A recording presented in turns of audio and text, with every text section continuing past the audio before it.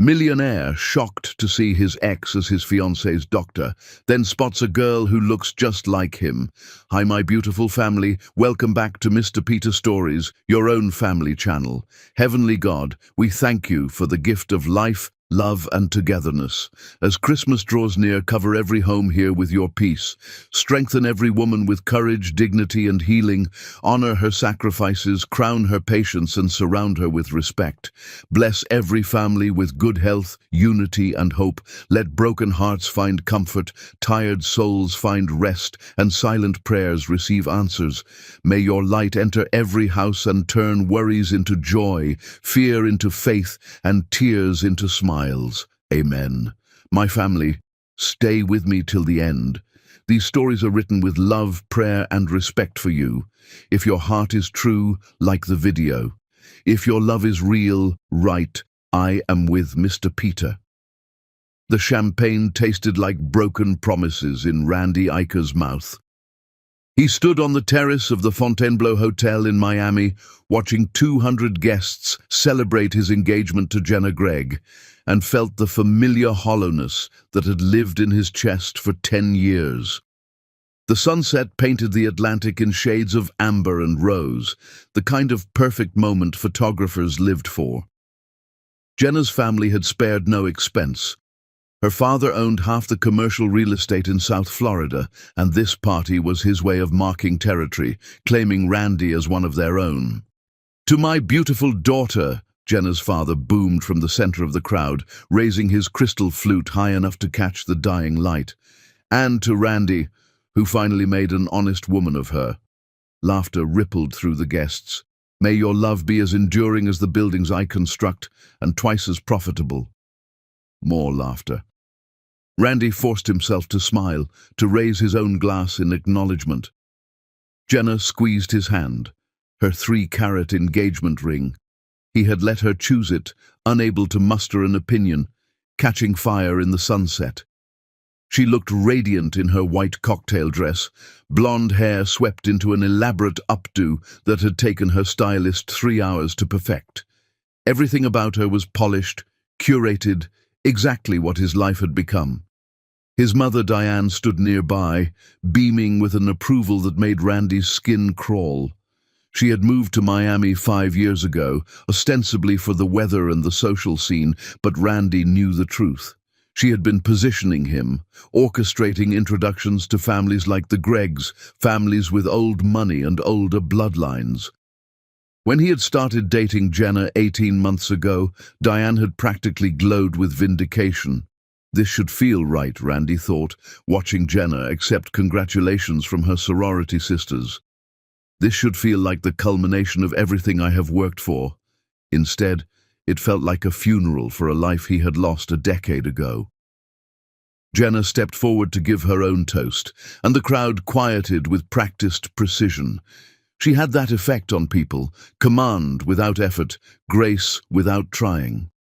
"I never believed in fairy tales," she began, her voice carrying over the sound of waves breaking against the shore below. "I thought love was something you built like a business plan, with clear objectives and measurable outcomes." Polite laughter. "But then I met Randy, and I realized that the best partnerships are both practical and passionate. We complement each other perfectly. He brings the vision, I bring the execution. Together, we will build something that—" She stopped mid-sentence. Her champagne glass slipped from her fingers, shattering on the Italian marble terrace in an explosion of crystal and foam. Her face went chalk white, then grey. Her knees buckled. "Jenna?" Randy caught her before she hit the ground, his training from a long-ago CPR certification kicking in automatically.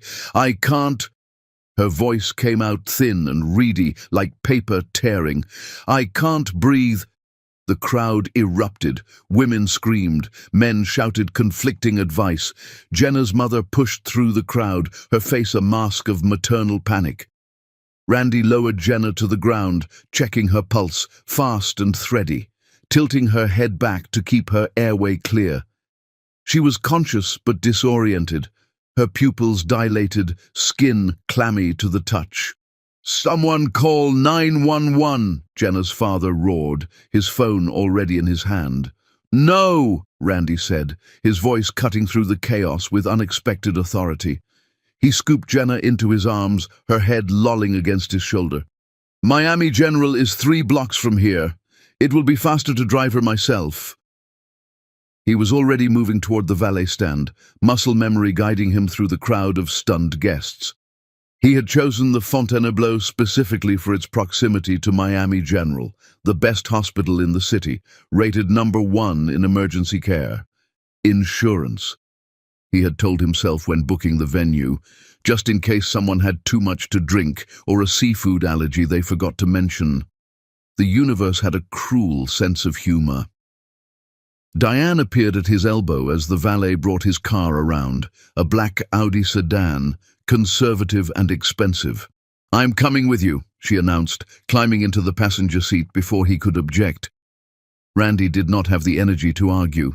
He laid Jenna across the back seat, her breathing shallow but steady, and pulled into Miami traffic with the kind of reckless precision that came from genuine fear. "What happened?" Diane demanded, gripping the dashboard as Randy ran a red light. "She was fine 30 seconds ago." "I do not know." Randy's hands were white-knuckled on the steering wheel. "Dehydration, maybe. Stress. She has been working 70-hour weeks on that merger. Or food poisoning. I told them the oysters looked questionable." Randy ignored her, focusing on the road, on getting Jenna to help.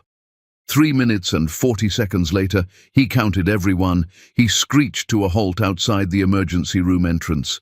He burst through the automatic doors with Jenna in his arms, the fluorescent lights harsh after the golden sunset.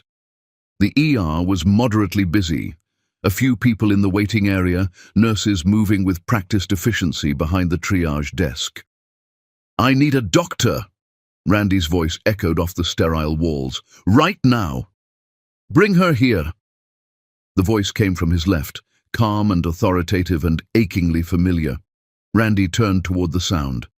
Time stopped. Dr. Gloria Tilson stood beside a gurney in navy blue scrubs, a stethoscope around her neck, her dark curls pulled back in a low ponytail. She was older, fine lines around her eyes that had not been there before, a weariness in her posture that spoke of too many double shifts, but she was still the most beautiful woman Randy had ever seen, still the woman whose absence had carved a hole in his chest that nothing and no one had been able to fill. Their eyes met. For one infinite second, he saw shock flash across her face, genuine, unguarded surprise that mirrored his own. Then pain, raw and devastating, the kind of pain that comes from old wounds ripped open. Then her expression went blank, professional, cold as winter steel, in a way that was somehow worse than hatred. "Set her on the gurney," Gloria said, her voice devoid of all emotion, each word carefully controlled.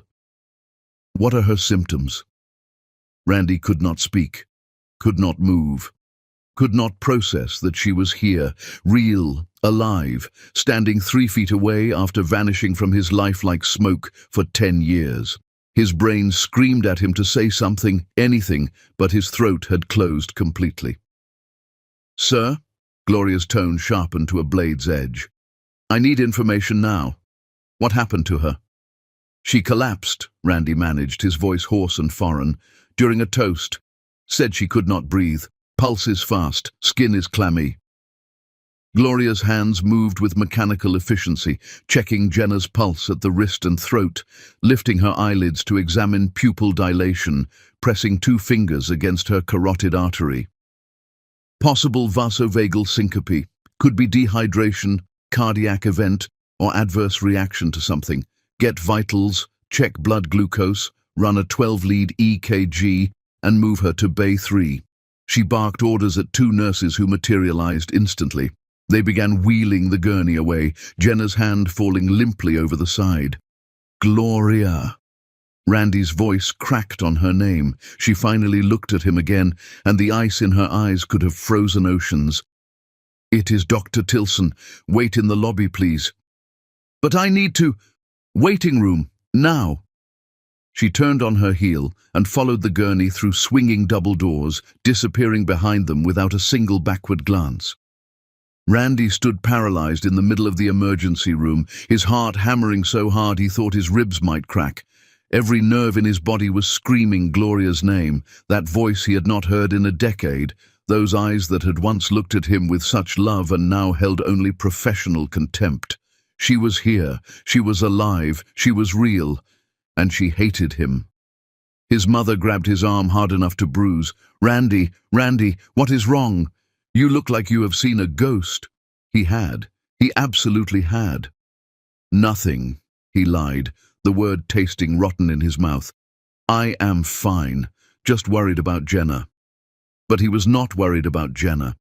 Every cell in his body was focused on the woman who had just walked away from him, the woman he had searched for until the searching broke him, the woman he had never stopped loving, even when loving her felt like dying slowly.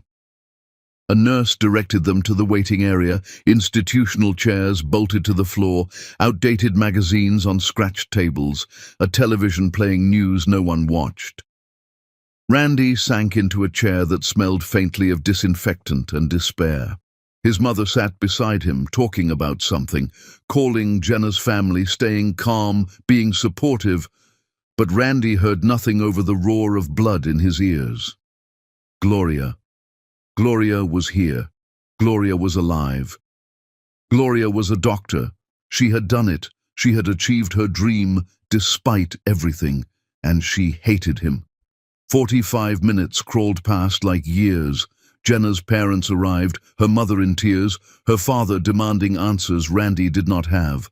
Diane tried to comfort them with platitudes Randy barely registered. He stared at the swinging doors where Gloria had disappeared, willing them to open, dreading when they would. Finally, they did. Gloria emerged, her face a carefully constructed mask of professional neutrality, a tablet in her hands. She scanned the waiting room until her gaze landed on their group.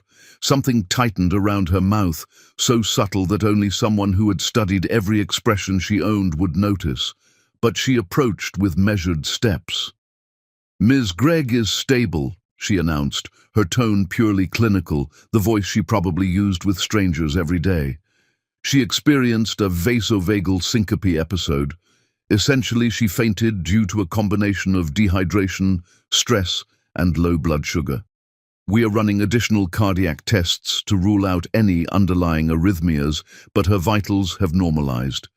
Blood pressure is 115/72, heart rate is 78, oxygen saturation is 98%. Jenna's mother clutched her husband's arm. "Can we see her? Is she awake?" "She is awake and coherent.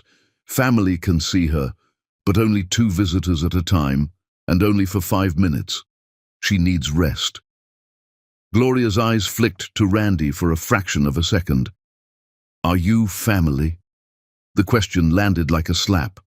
"He is her fiancé," Diane interjected, her voice sharp with indignation. Gloria's jaw tightened almost imperceptibly. "Of course he is." She turned to a nearby nurse. "Show them to Bay 3, 5 minutes maximum." She started to walk away. Randy stood abruptly, his chair scraping loudly against linoleum. "Dr. Tilson, could I speak with you privately for just a moment?" "No." The word was final, absolute. "Your fiancé needs you right now. That is where you should be." "Gloria, please. I looked for you." Her eyes flashed with something hot and dangerous beneath the ice. "I am working. You are keeping me from other patients who need care. If you want to help your fiancé, go be with her." She walked away before he could respond, her spine rigid with barely controlled fury. Randy felt something crack inside his chest. Jenna's parents were already heading toward the treatment area. Randy followed mechanically, his body moving while his mind remained 3 rooms away where Gloria was standing. Bay 3 was separated from the main ER by a curtain. Jenna lay on a hospital bed, an IV line running into her left arm, color slowly returning to her cheeks. She managed a weak smile when she saw him. "Hey," she said, her voice still thin. Sorry for the dramatic exit from our engagement party. Randy took her hand, hating himself for the lie he was about to tell. Do not apologize. You scared me half to death. I scared myself? She squeezed his fingers. I am okay though, just stupid. I skipped lunch because of the dress fitting, and I have been running on coffee and anxiety for 3 days. You need to take better care of yourself. I know. Her eyes searched his face. Randy, are you okay? You look like you have seen a ghost. The accuracy of her words made him flinch. I am fine, just worried about you. But he was not fine. He was shattering into pieces, held together only by the thinnest veneer of social obligation. The nurse ushered them back to the waiting room after exactly 5 minutes. Randy's feet carried him on autopilot while his mind raced with impossible questions. How was Gloria here? How long had she been in Miami? Why had she never contacted him? He excused himself to find a bathroom, another lie, and went looking for Gloria instead. He found her at the nurse's station, writing notes in a patient chart with fierce concentration. 2 other nurses worked nearby, but Randy did not care about an audience anymore. Gloria, please, we need to talk. She did not look up from her chart. No, we do not. I searched for you. For 8 months, I hired investigators. I called everyone we knew. Her pen stopped moving. Not hard enough. The 2 words gutted him. Gloria. Now she looked at him, and the fury in her eyes nearly knocked him backward. You have a fiancé in that treatment bay who needs you. That is where you should be, not here, not bothering me, never bothering me again. I need to understand what happened. What happened is that you believed I was a thief instead of the woman who loved you. What happened is that you chose your mother's lies over me. What happened is that you gave up looking and moved on with your life while I... She stopped herself, visibly regaining control. It does not matter anymore. It was 10 years ago.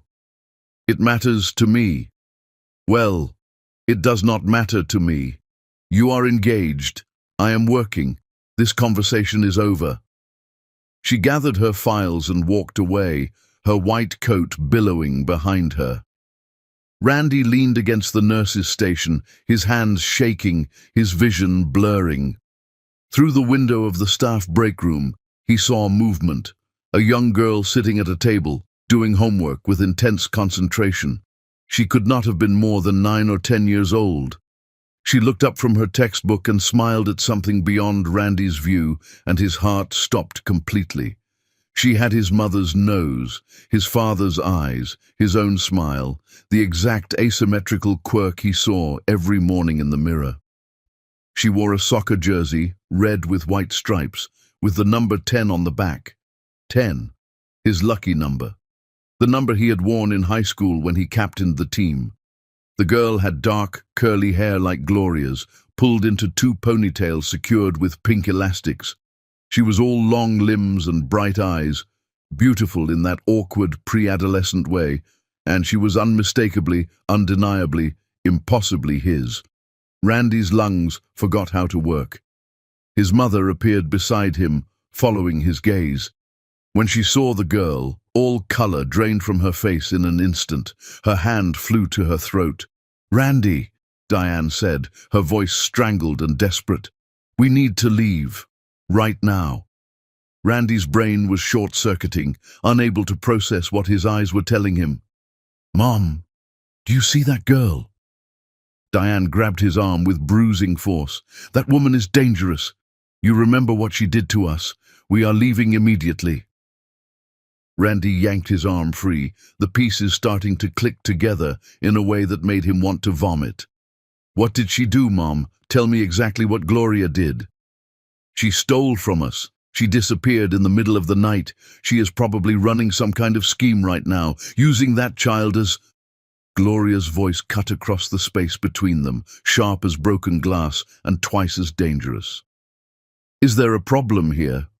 She stood 10 feet away, arms crossed over her chest, eyes blazing with protective fury. Behind her, the girl, their daughter, oh God, their daughter, emerged from the break room, backpack slung over one shoulder. "Mom, I finished the biology chapter and started on algebra. Can we go home soon?" The girl's voice was clear and bright, utterly innocent of the bomb she had just detonated. The emergency room went silent. Even the overhead pages seemed to pause. The girl looked at the frozen adults with growing confusion. Her eyes moved from Gloria to Randy to Diane and back again. "What is wrong? Why is everyone staring?" Randy could not breathe, could not think, could not do anything except stare at this child who had his face, this daughter he had never known existed. Gloria's voice shook when she spoke, each word carefully controlled to keep from breaking. "Angela, baby, go back to my office. Please, right now." The girl, Angela, her name was Angela, noticed her mother's distress immediately. Her young face shifted from confusion to concern. "Mom, you are scaring me. What is going on?" "Nothing, sweetheart, just some hospital business. Go to my office. I will be there in 2 minutes. Angela's gaze landed on Randy again, studying his face with uncomfortable intensity. Recognition flickered in her eyes, not of him specifically, but of the resemblance. "Who is he?" The silence was excruciating. Randy forced words through his constricted throat. "I am an old friend of your mother's, just someone she used to know." Angela's face cleared slightly. "Oh, okay." She glanced at her mother one more time, still worried, then headed back toward the office area, though Randy caught her looking back over her shoulder before disappearing around a corner. The moment she was out of sight, Randy turned to Gloria. His voice came out raw, desperate, barely human. "Is she mine?" Gloria's eyes filled with tears that she blinked away furiously. "You do not get to ask me that." "Is she mine?" He was shaking now, his entire world tilting violently off its axis. "Yes." The word was barely a whisper, carried on a breath that sounded like it hurt. "Angela is your daughter. Are you satisfied now?" Diane stepped forward, her voice shrill with panic. "She is lying, Randy. It is just another manipulation, another scheme to get money from you." Gloria laughed, and it was the most terrible sound Randy had ever heard. "You destroyed us. You stole 10 years from that little girl, and you are still standing here lying to his face like you have any moral authority left." Randy's head whipped toward his mother. "What is she talking about?" "Nothing. She is confused, trying to rewrite history to make herself look—" "The prenup, Randy." Gloria's voice was ice and fire simultaneously. "The one on your company letterhead that called me a financial liability, the one that said our baby would have limited parental access to protect company assets, the one your mother showed me the night I left. Ring any bells?" Randy felt the ground disappear beneath his feet. "What prenup? I never wrote any—" He stopped. His mother's face had gone grey, guilt written in every line, in every micro-expression she could not quite control. Gloria was already walking away, her shoulders shaking with what might have been laughter or sobs. She collected Angela from down the hall, wrapped a protective arm around her, and headed for what must have been a staff exit. Randy watched his daughter, disappear into the Miami night with her mother, and understood with terrible, crystalline clarity that his mother had destroyed everything that mattered. "What did you do?" he whispered. Diane said nothing, but her silence was a confession that would haunt him for the rest of his life. Chapter 2. The Mother's Crimes. Randy followed his mother to the parking garage in absolute silence. His mind could not process what had just happened, could not reconcile the image of that little girl, Angela, her name was Angela, and she had his smile, with the lie he had believed like gospel for 10 years. The lie that Gloria had stolen from them and vanished like a criminal running from justice, leaving him with nothing but questions and a hole in his chest that never quite healed. The lie his mother had fed him with such conviction that he had eventually stopped questioning it. Diane walked quickly toward her Mercedes, her designer heels clicking an erratic rhythm on concrete that echoed off the garage walls. Randy grabbed her arm and spun her around with more force than he intended. What prenup? His voice bounced off concrete and steel, returning to him from all directions. Randy, this is absolutely not the time or the place for this conversation. What? Did you do? Each word was its own sentence, bitten off and spat out. Diane tried to pull her arm free, but Randy's grip was iron. Her carefully constructed composure began to crack at the edges. I protected you. That is what mothers do. That is what I have always done. Protected me from what? From the woman I loved, from my own child, from a catastrophic mistake that would have ruined your entire life. Diane's voice rose, echoing across the empty garage. She was going to trap you with a baby. She was a nobody, Randy. A medical assistant from nowhere, with no family, no connections, no money, nothing to offer you except physical attraction and some romantic notion of except love. Randy's voice was deadly quiet now, more dangerous than shouting. She loved me. I loved her. That was supposed to be enough. Diane laughed bitterly. Love does not build empires. Love does not create generational wealth. Love does not establish legacies. You were 25 years old with a revolutionary tech startup and venture capitalists circling. You were about to change the world. She would have been an anchor around your neck, dragging you down into mediocrity. So you what? Made up a prenup to scare her away? Diane looked away, fixing her gaze on something over Randy's shoulder rather than meet his eyes. Mom, look at me and tell me what you did. The silence stretched until Randy thought he might actually scream, might actually shake the truth out of her physically. I had it printed, Diane finally said, her voice flat and emotionless. On your company letterhead, professional quality. I forged your signature using documents you had signed for investor meetings. It outlined very specific terms: limited financial obligation in the event of relationship dissolution, restricted parental access if children resulted from the union, protection of all company assets and intellectual property, characterization of any such children as potential financial liabilities that could threaten business operations. Randy staggered backward until he hit a concrete pillar. He gripped it to stay upright, his knees suddenly unreliable. You forged my signature on legal documents. I did what was necessary to protect your future. And the jewelry? Randy's voice was hoarse. Did she actually steal it, or was that another one of your inventions? Diane's jaw clenched, a muscle jumping in her cheek. Mom, did Gloria steal your jewelry or not? She needed a concrete reason to leave, a reason that would make you angry enough to stop looking for her. Broken hearts heal. Betrayal leaves scars.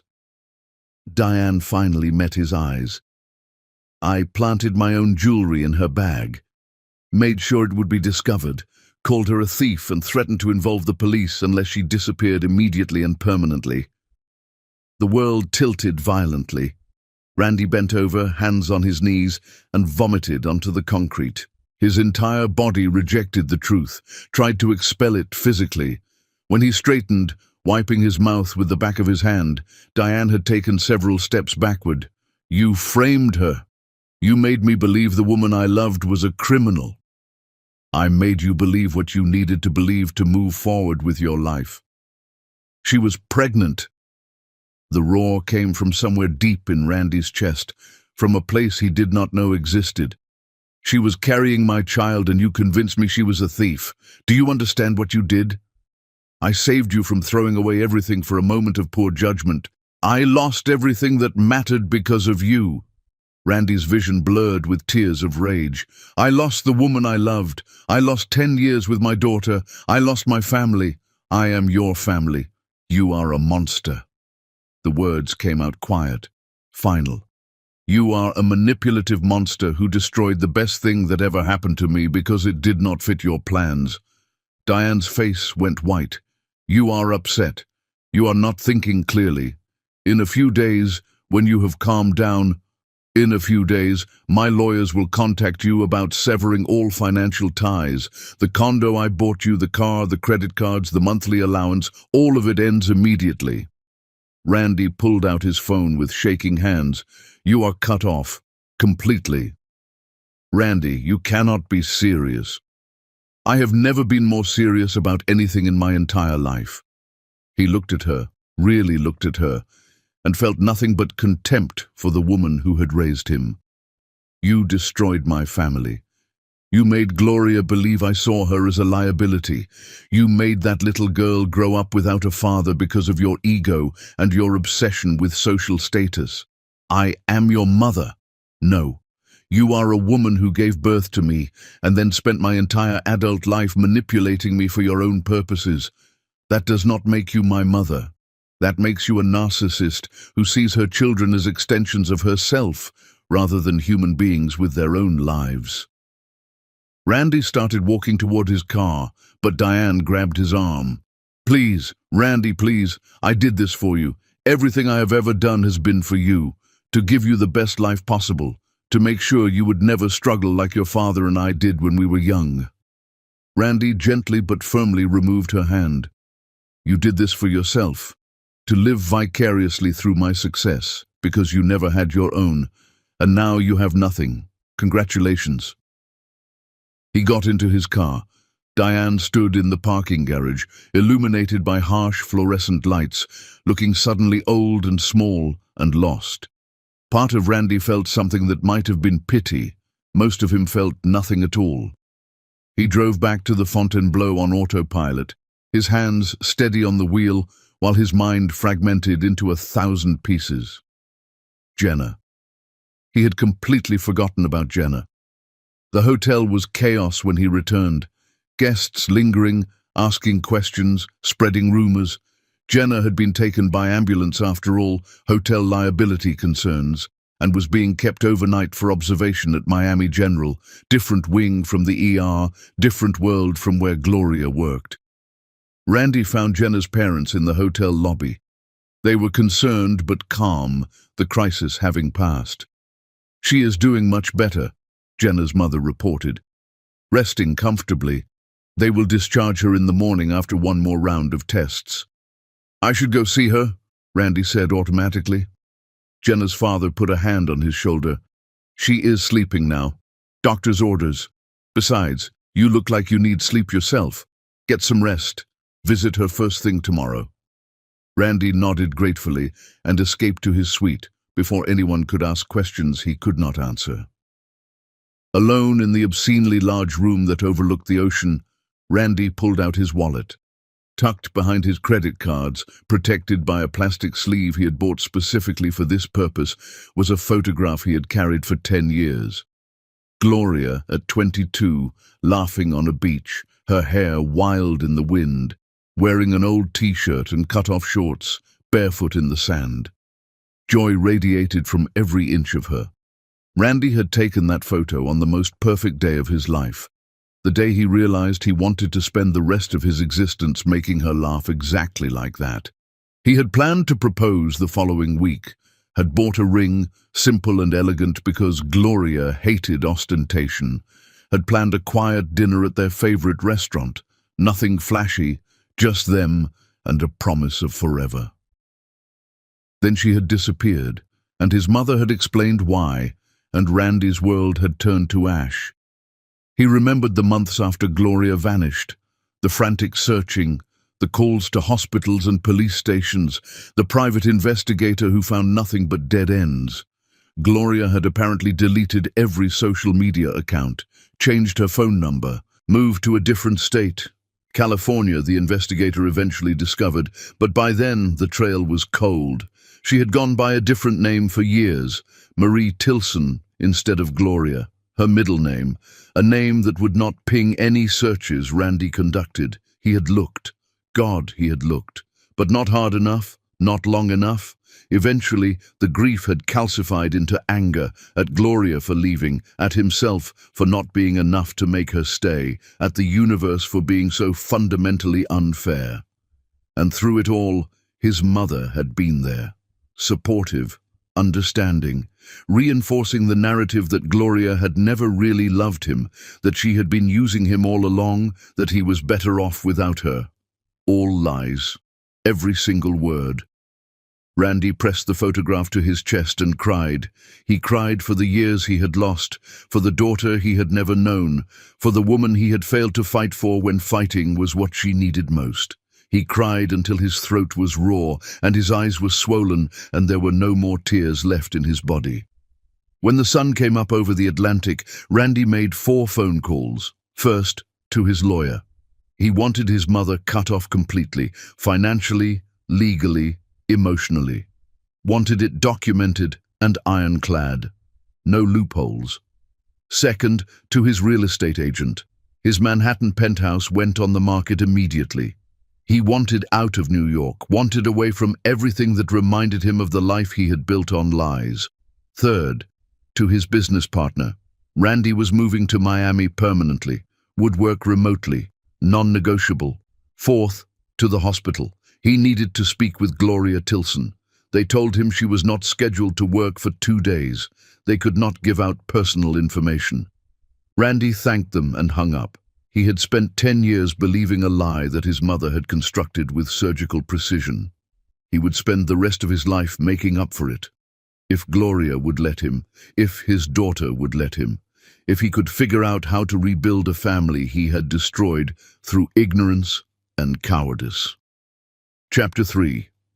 The Fortress She Built. 3 days after the emergency room encounter, Randy stood outside a modest apartment building in a quiet Miami neighborhood and questioned every decision that had led him to this moment. He had gotten Gloria's address through connections that were questionably ethical at best. A favor called in from someone in hospital administration who owed him money. Showing up unannounced was invasive, possibly cruel, definitely desperate. But Gloria would not answer the 7 calls he had made to the hospital, would not respond to the 3 letters he had sent to her attention in the ER. He was running out of options and patience with himself.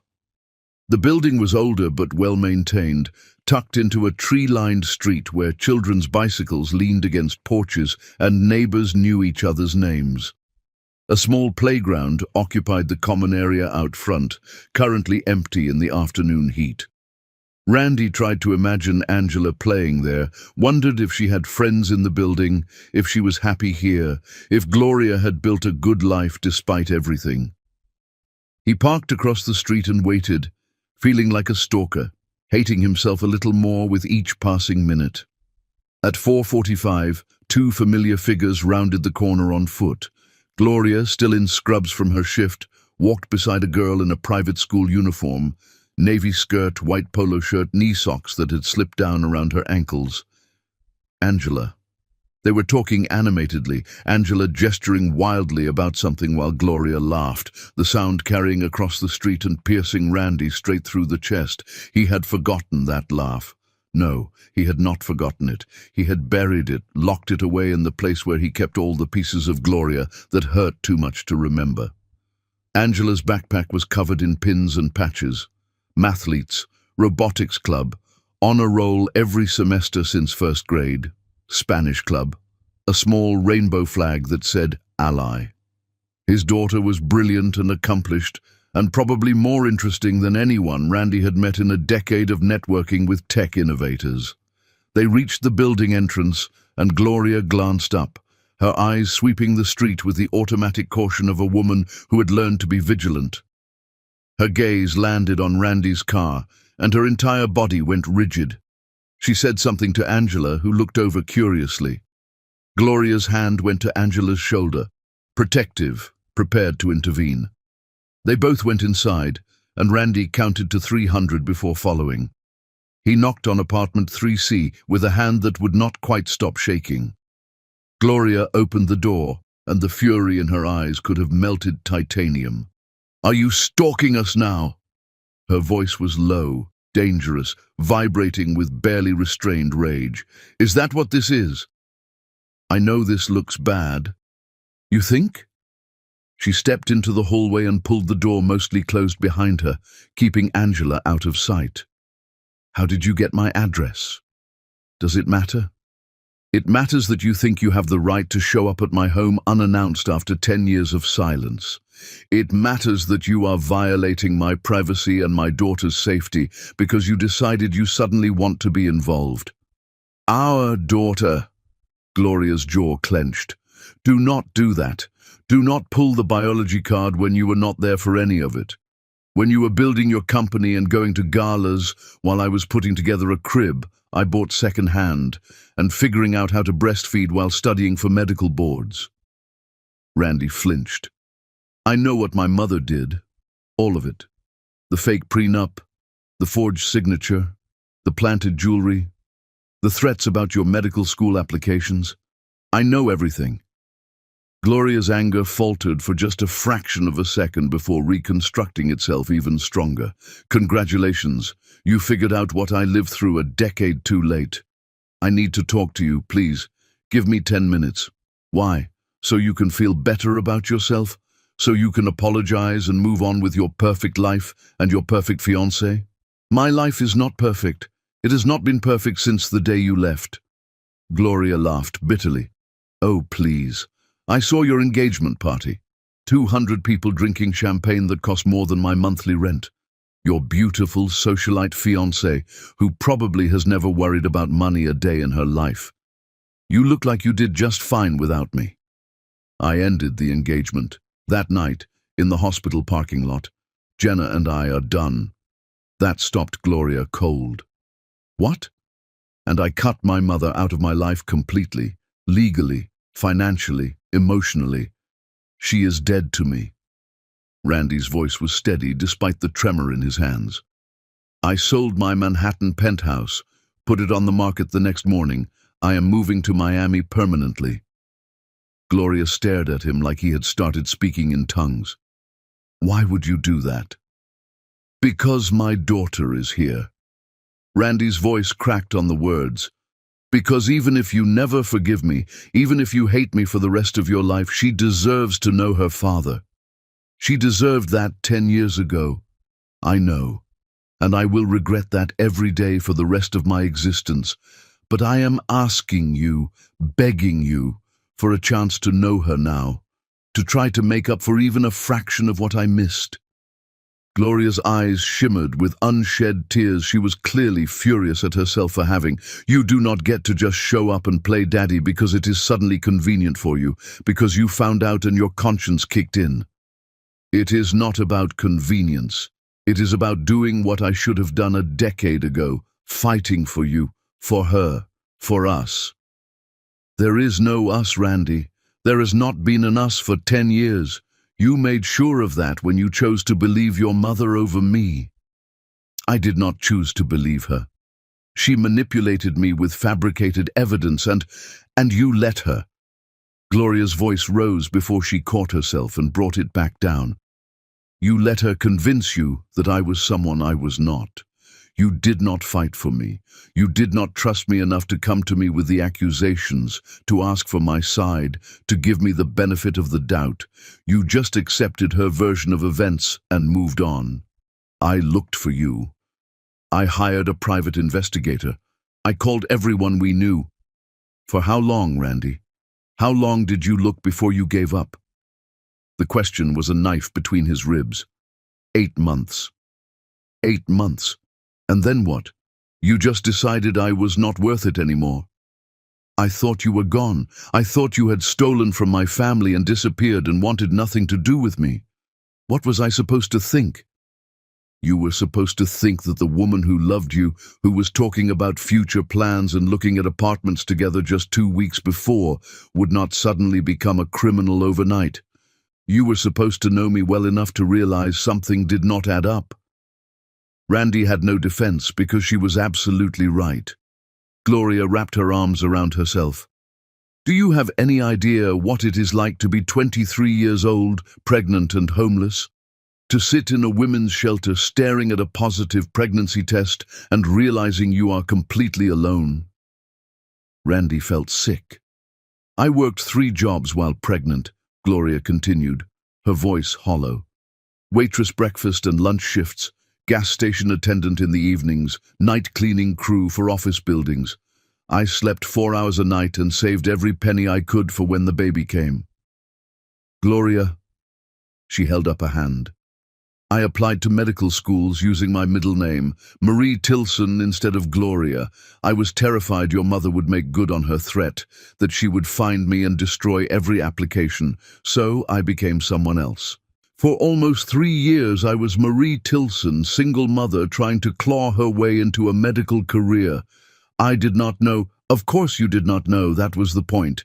Gloria wiped her eyes angrily. Angela was born 2 months premature, 62 days in the NICU, 62 days of watching my tiny baby fight to breathe through tubes and wires while I worked full-time to pay for the parts of her care that insurance did not cover. I was drowning in medical debt, $83,000 by the time she finally came home. Randy leaned against the hallway wall, unable to stay upright anymore.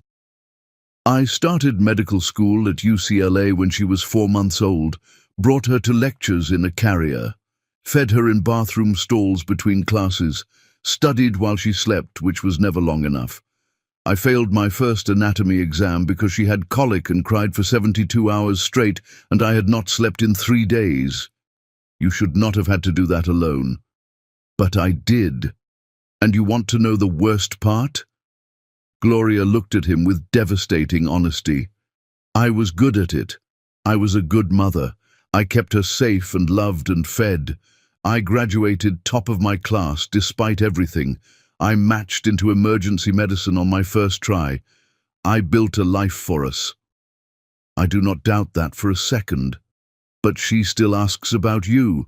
Every birthday, every Father's Day, every school event where other kids have their dads.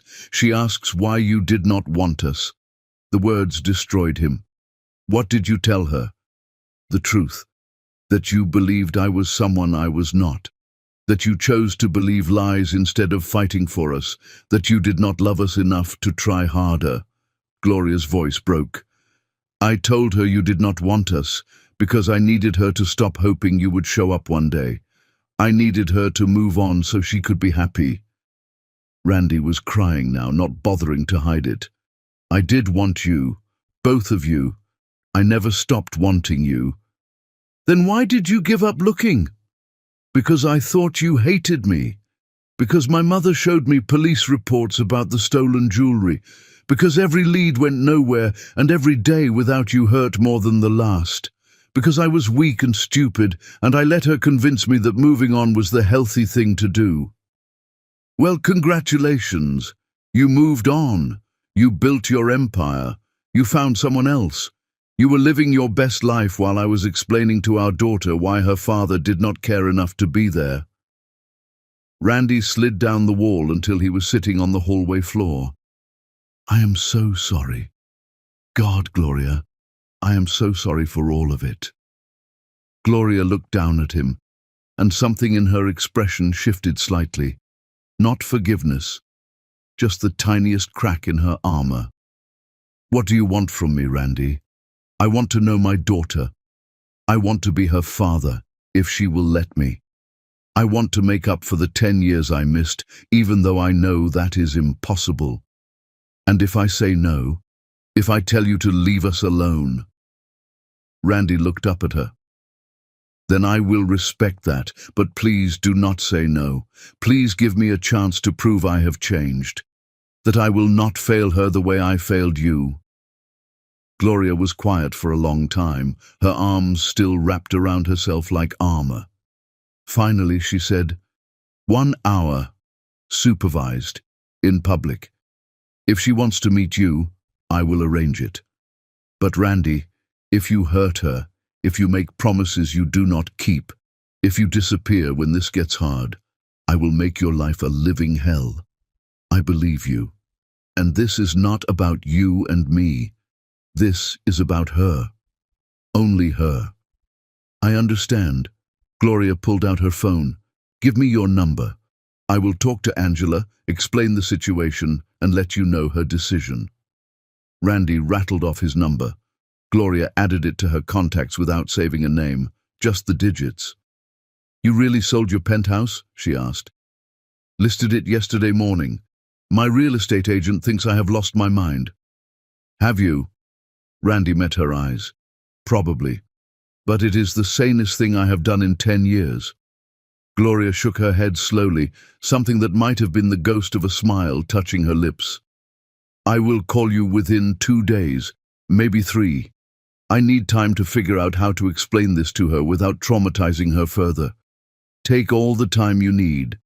And Randy, if you change your mind, if you decide this is too hard or too complicated or too much responsibility, tell me now. Do not drag her through this just to bail later.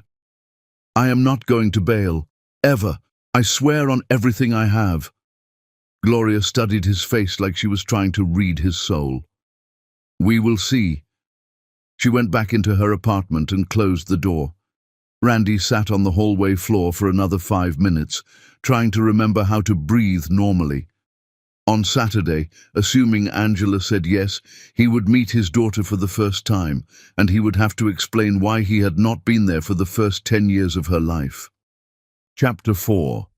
The Daughter Who Needed Her Father. Saturday morning arrived with the kind of perfect Florida weather that felt like mockery. Cloudless sky, gentle breeze, temperature just comfortable enough to make Randy acutely aware of his own sweating. He had not slept. Had spent 3 nights in his hotel room rehearsing what to say to a 9-year-old girl who had every right to hate him. Every version of the speech sounded inadequate, defensive, or patronizing. He had finally given up on planning and decided to follow her lead, answer honestly, and accept whatever judgment she rendered. He arrived at Brickell Avenue Park 45 minutes early, carrying 3 beverages from the coffee shop 2 blocks away: black coffee for himself, coffee with 2 sugars, and a splash of cream for Gloria, in case she still drank it that way, and hot chocolate for Angela. The gesture felt pathetically insufficient, but it was something tangible he could offer. At exactly 10 o'clock, Gloria appeared with Angela. Randy's heart stopped and restarted in a new rhythm.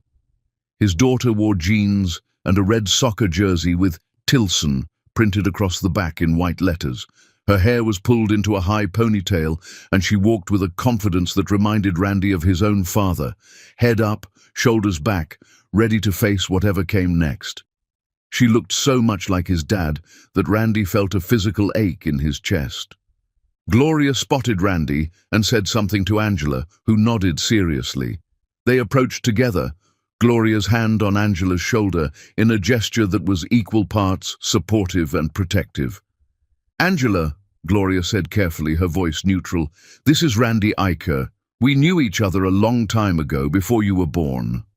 Angela's eyes were sharp, assessing, much older than 9. You are my biological father. Not dad, not father. Biological father. The clinical term created distance, established boundaries. This child had been taught to protect herself. Randy swallowed hard. Yes, I am. Why are you here now? The question was direct, unflinching, delivered with the kind of brutal honesty that children excel at before society teaches them to soften the truth. Because I did not know about you until last week, Randy said, abandoning all his rehearsed speeches in favor of raw truth. And the moment I found out you existed, nothing could have kept me away. Why did you not know? Randy glanced at Gloria, who gave him a slight nod. Permission to be honest. My mother lied to me about your mom. She told me things that were not true, and I believed her instead of fighting harder to find out what really happened. That was my fault. I should have tried harder. I should have never stopped looking. Angela crossed her arms, the gesture so reminiscent of Gloria that Randy almost smiled despite the circumstances. Mom says you thought she was a thief. I did. My mother planted evidence to make me believe that. But I still should not have accepted it so easily. I should have known your mom better than that. But you did not. The accusation landed like a physical blow. No, I did not. And that is the worst mistake I have ever made in my entire life. Angela tilted her head, studying him with uncomfortable intensity. Mom says you are rich now. I have money, yes. Did you think about us? When you were getting rich? Randy's throat closed. I thought about your mother every single day, wondered where she was, if she was okay, if she was happy. But I did not know you existed, so I did not think about you specifically. If I had known, if I had any idea, you would have what? Angela interrupted. Dropped everything to come find us? Yes, in a heartbeat. Angela was quiet for a moment, processing. Then, I am good at math. Are you good at math? The subject change was abrupt, clearly a test to see how he would handle her redirecting the conversation. Randy followed her lead. I am decent at it, not nearly as good as I would need to be to keep up with you, I bet. Your backpack says you are on the mathletes team. I won regionals last year, placed third in the state competition. Pride bloomed in Randy's chest, immediate and overwhelming. That is incredible. I also play soccer, left wing. I scored 12 goals this season. 12? That is outstanding. Do you play soccer? I did, in high school. I was terrible at it, but I loved it anyway. Angela almost smiled. Almost. What position? Midfielder. I was better at passing than scoring. That is an important position. Coach says midfielders are the heart of the team. They see the whole field. Your coach sounds smart. Silence settled between them, not quite comfortable but not hostile either. Gloria watched from a bench 15 feet away, giving them space but ready to intervene if needed. Can we sit? Randy gestured to a different bench. Angela looked to her mother for permission. Gloria nodded. They sat, leaving about 2 feet of space between them. Randy offered the hot chocolate. I brought you this. I did not know if you liked it. Angela took it carefully, examining it like it might contain a trap. I do. Thank you. You are welcome. She sipped the drink, then said quietly, I used to make up stories about you when I was little. Randy's heart cracked clean through. What kind of stories? That you were a spy on a secret mission, or an astronaut living on the International Space Station, or a doctor working in a remote village somewhere without phones. Angela stared at her cup. I told myself you had to be doing something really important. That is why you could not come home to us. Angela. But you were not doing anything important. You were just in New York. That is not even far away. 3-hour flight. Mom checked once when I asked. Randy had no defense because there was no defense to give. I wanted you at my 5th birthday party, Angela continued, her voice small now, younger than 9. I blew out the candles and wished for you to show up. Mom made a chocolate cake with strawberry frosting because it was my favorite. I wished so hard I thought maybe magic was real and you would walk through the door. Randy was crying openly now, not bothering to hide it. I did not know, I swear to you, if I had known. You would have what? Dropped everything to come to some kid's birthday party? Yes, without a second thought, without hesitation. Angela looked at him, tears welling in her own eyes. I do not believe you. I do not blame you. I have to earn your trust. How? By showing up, by being here, by proving that I mean what I say. Nothing will keep me away from you now. Angela wiped her eyes with the back of her hand, angry at herself for crying. Mom says you cut off your own mother because of what she did to us. I did, completely. Does that make you sad? Randy considered the question seriously. Yes, but not as sad as missing another day of your life would make me. Angela was quiet, processing. What if I decide I do not want you here? The question was a knife between his ribs, twisting. Then I will respect your decision, but I hope you will give me a chance first. Angela drank more hot chocolate, her young face serious beyond her years. Finally, I have conditions. Okay. You do not get to call yourself my dad. Not yet. You have to earn that title. That is fair. You do not get to make promises you will not keep. If you say you will be somewhere, you have to actually show up. On time. I will. Every single time. And you do not get to hurt my mom ever again.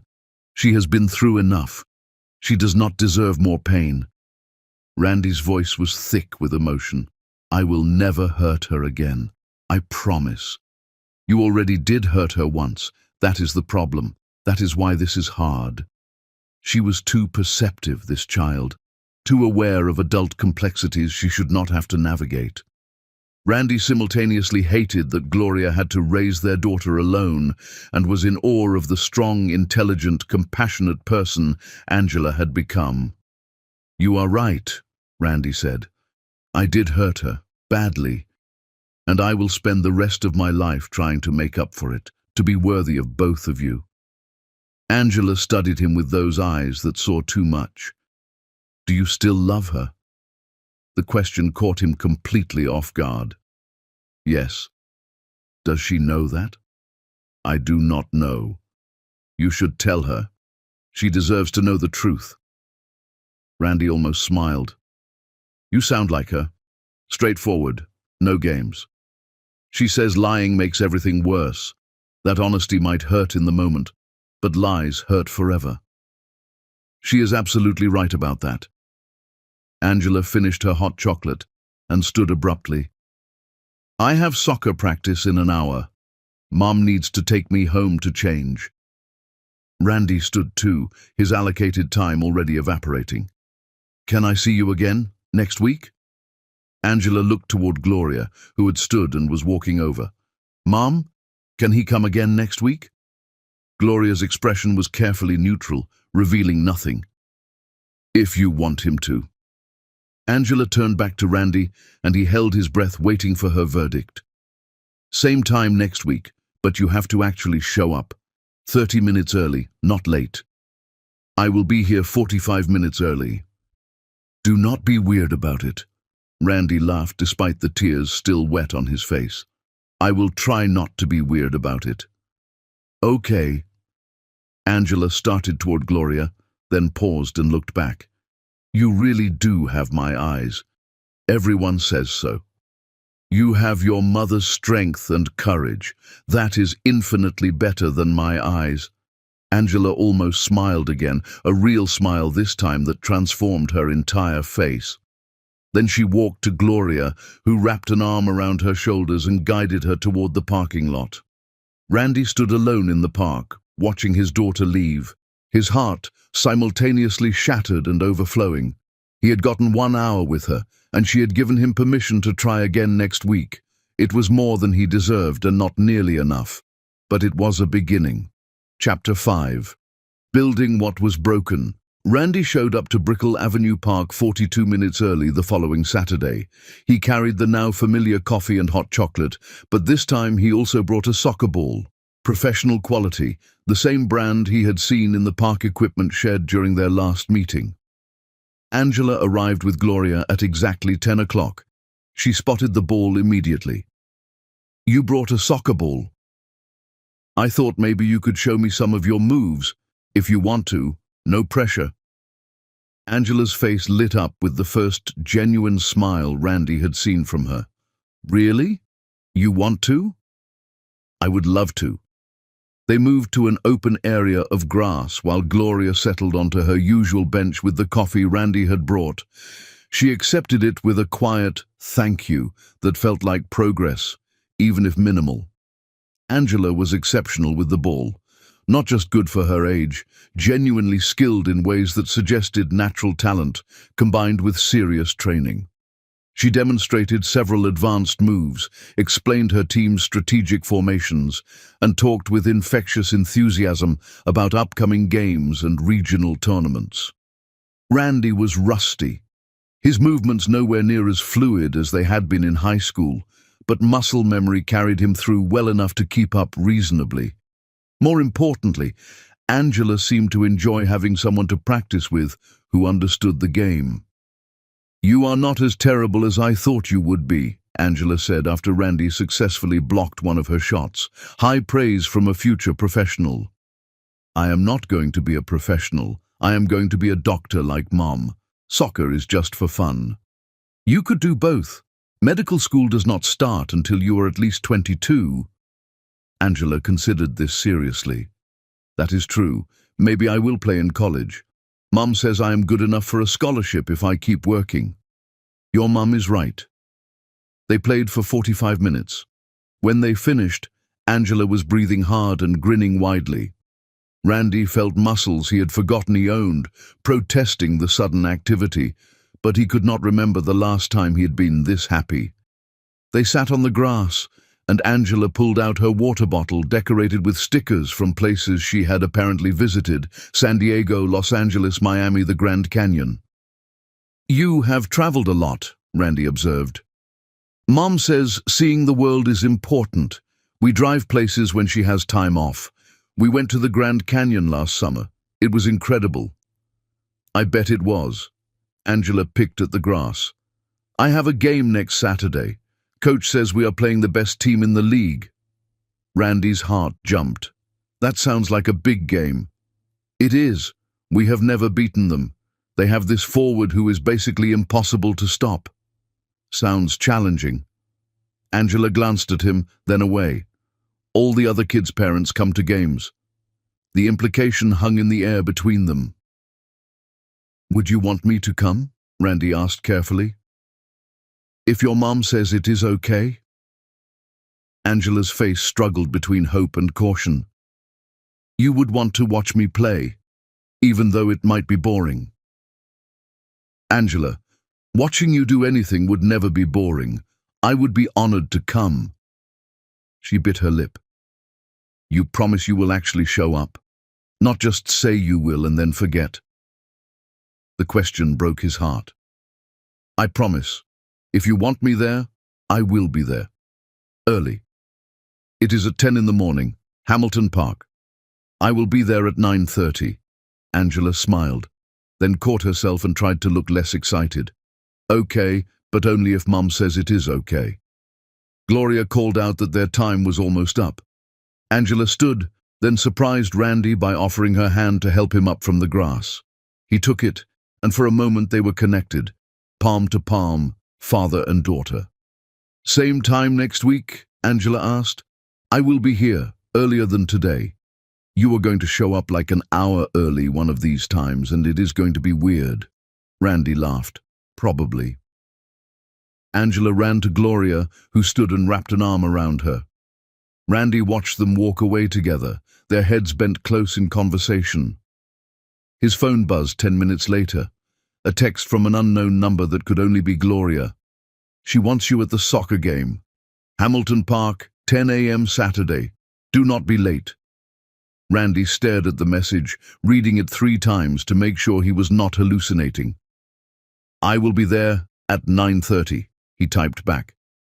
3 dots appeared, disappeared, appeared again. Finally, 9:45 is fine. Do not be excessive. Randy smiled at his phone like an idiot.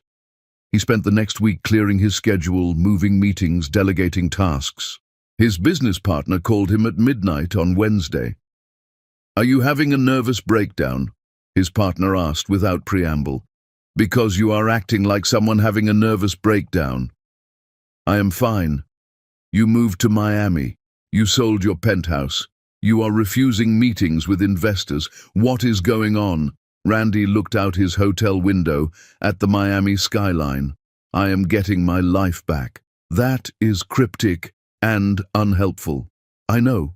I will explain everything when I can. But right now, I need you to trust me. His partner sighed.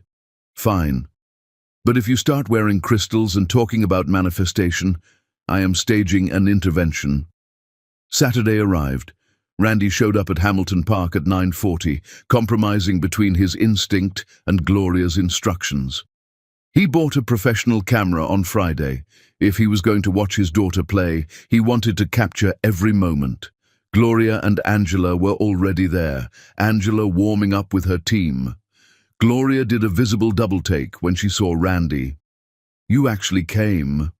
I said I would. People say a lot of things. Randy wanted to address that comment, to promise that he was not like people, but Angela spotted him and waved enthusiastically. He waved back, his chest tight with an emotion he could not quite name. "Can I sit with you?" Randy asked Gloria. She hesitated, then nodded toward the bleachers. "Sure." They sat, and Randy was acutely aware of her proximity, close enough that her perfume reached him, something floral he had never been able to identify but would recognize anywhere. Close enough that when she shifted, their shoulders nearly touched. "She has been talking about this game all week," Gloria said quietly.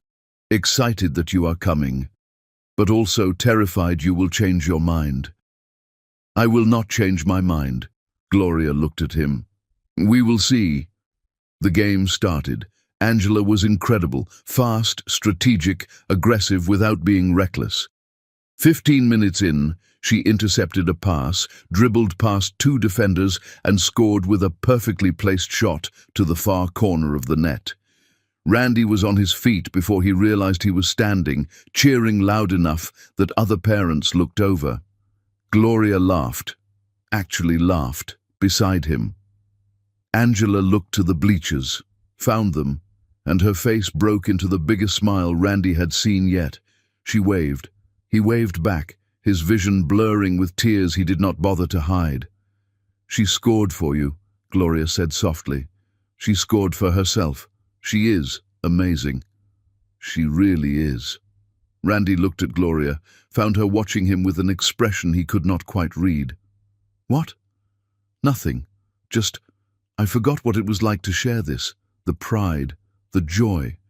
It is different when someone else sees it too. Thank you for letting me be here. Thank you for showing up." They watched the rest of the game together in comfortable silence. Angela scored again in the second half. Her team won 4-1. After the game, Angela ran to them, sweaty and triumphant, still high on adrenaline and victory. Did you see both goals?" "I saw everything," Randy said. "You were phenomenal." "The second goal was better. The first one the goalie should have blocked, but the second was placed perfectly." They were both perfect. Angela beamed, then without warning or apparent thought she hugged him. It lasted maybe 3 seconds, but in those 3 seconds, Randy felt something fundamental shift in his chest. A piece of himself he had not known was missing, clicking into place. When Angela pulled back, she looked almost surprised at herself. Gloria's eyes were wet with tears. She was blinking away rapidly. "Can we get ice cream?" Angela asked. "To celebrate?" Gloria started to say something, probably that they should go home, that Randy had fulfilled his obligation, but Randy spoke first. "Only if it is okay with your mum." Gloria studied his face for a long moment. Something in her expression softened fractionally. "Ice cream sounds good." They went to a small shop 3 blocks from the park. Angela got chocolate chip, Gloria got vanilla, Randy got strawberry. They sat outside on a bench, Angela between them, talking a mile a minute about the game, about her teammates, about the regional tournament in 6 weeks. Randy caught Gloria's eye over Angela's head. She gave him a small, tentative smile. It felt like forgiveness might be possible. Someday. Maybe. For now, this was enough. Sitting in the Miami sunshine with his daughter between them, sharing ice cream and stories, building something new from the ruins of what they had lost. Chapter 6. When the past attacks. 2 months passed in a rhythm Randy had never known he wanted but could not imagine living without. Every Saturday, the park. Then soccer games. Angela's team made it to regional semi-finals, then her science fair, where she won first place for a project analyzing renewable energy efficiency in urban environments. Randy sat in the audience during her presentation, bursting with pride as she fielded questions from judges with the confidence of someone 3 times her age. The supervised visits gradually became less supervised. Gloria no longer sat 20 feet away, maintaining vigilant distance. She sat beside Randy, making occasional comments, slowly relaxing the protective walls she had built around herself and their daughter. They were building something. Randy did not know what to call it. Not friendship exactly, too complicated for that, but something real and growing. One evening in early December, Angela asked if Randy could help her build a solar-powered model car for her engineering club. Gloria hesitated, then agreed he could come to their apartment for the project. Being in Gloria's home for the first time felt surreal. The apartment was small but warm, full of books and Angela's artwork on the refrigerator and photos chronicling the life Randy had missed. Angela as a baby, gap-toothed at 7, winning her first soccer trophy at 8. Gloria's medical school graduation with Angela at 4 years old in the audience. 10 years of memories he would never have. They worked on the car at the kitchen table while Gloria made dinner, something that smelled incredible and made Randy's stomach growl. Angela was focused and meticulous, following the instructions with precision but not afraid to improvise when something did not work. "You are good at this," Randy said, holding a piece in place while she secured it. "Mom says I get it from you, the building things part. She says she is terrible with spatial reasoning." Randy glanced toward the kitchen where Gloria was pointedly not looking at them. "She said that?" "Yeah. When I asked about you last year, I wanted to know what parts of me came from you." Angela adjusted a solar panel carefully. "She said I probably got math and building from you, and stubbornness and determination from her. She is not wrong about any of that." Angela was quiet for a moment, then, "Do you have other kids, besides me?" The question landed like a punch. "No, you are my only child." "What about your fiancé, the one Mom said you were engaged to?" "We are not together anymore. I ended that relationship the night I found out about you." Angela looked up at him, searching his face. "Because of me.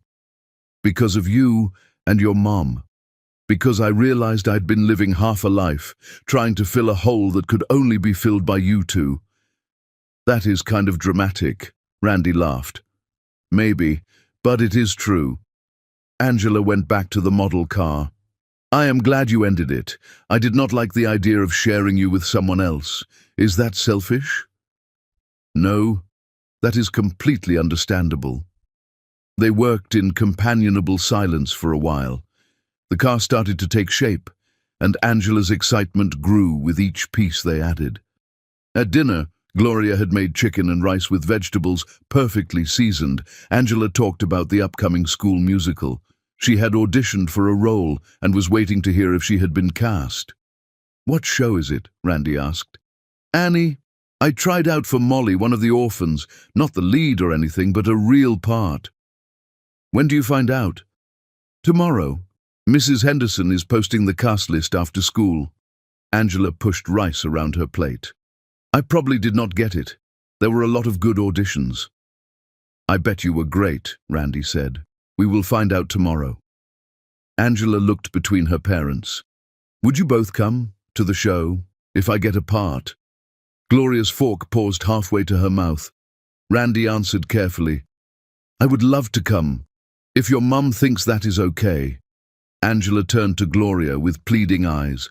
"Mom?" Gloria set down her fork. "Of course I will come, baby. You know I always come to your performances.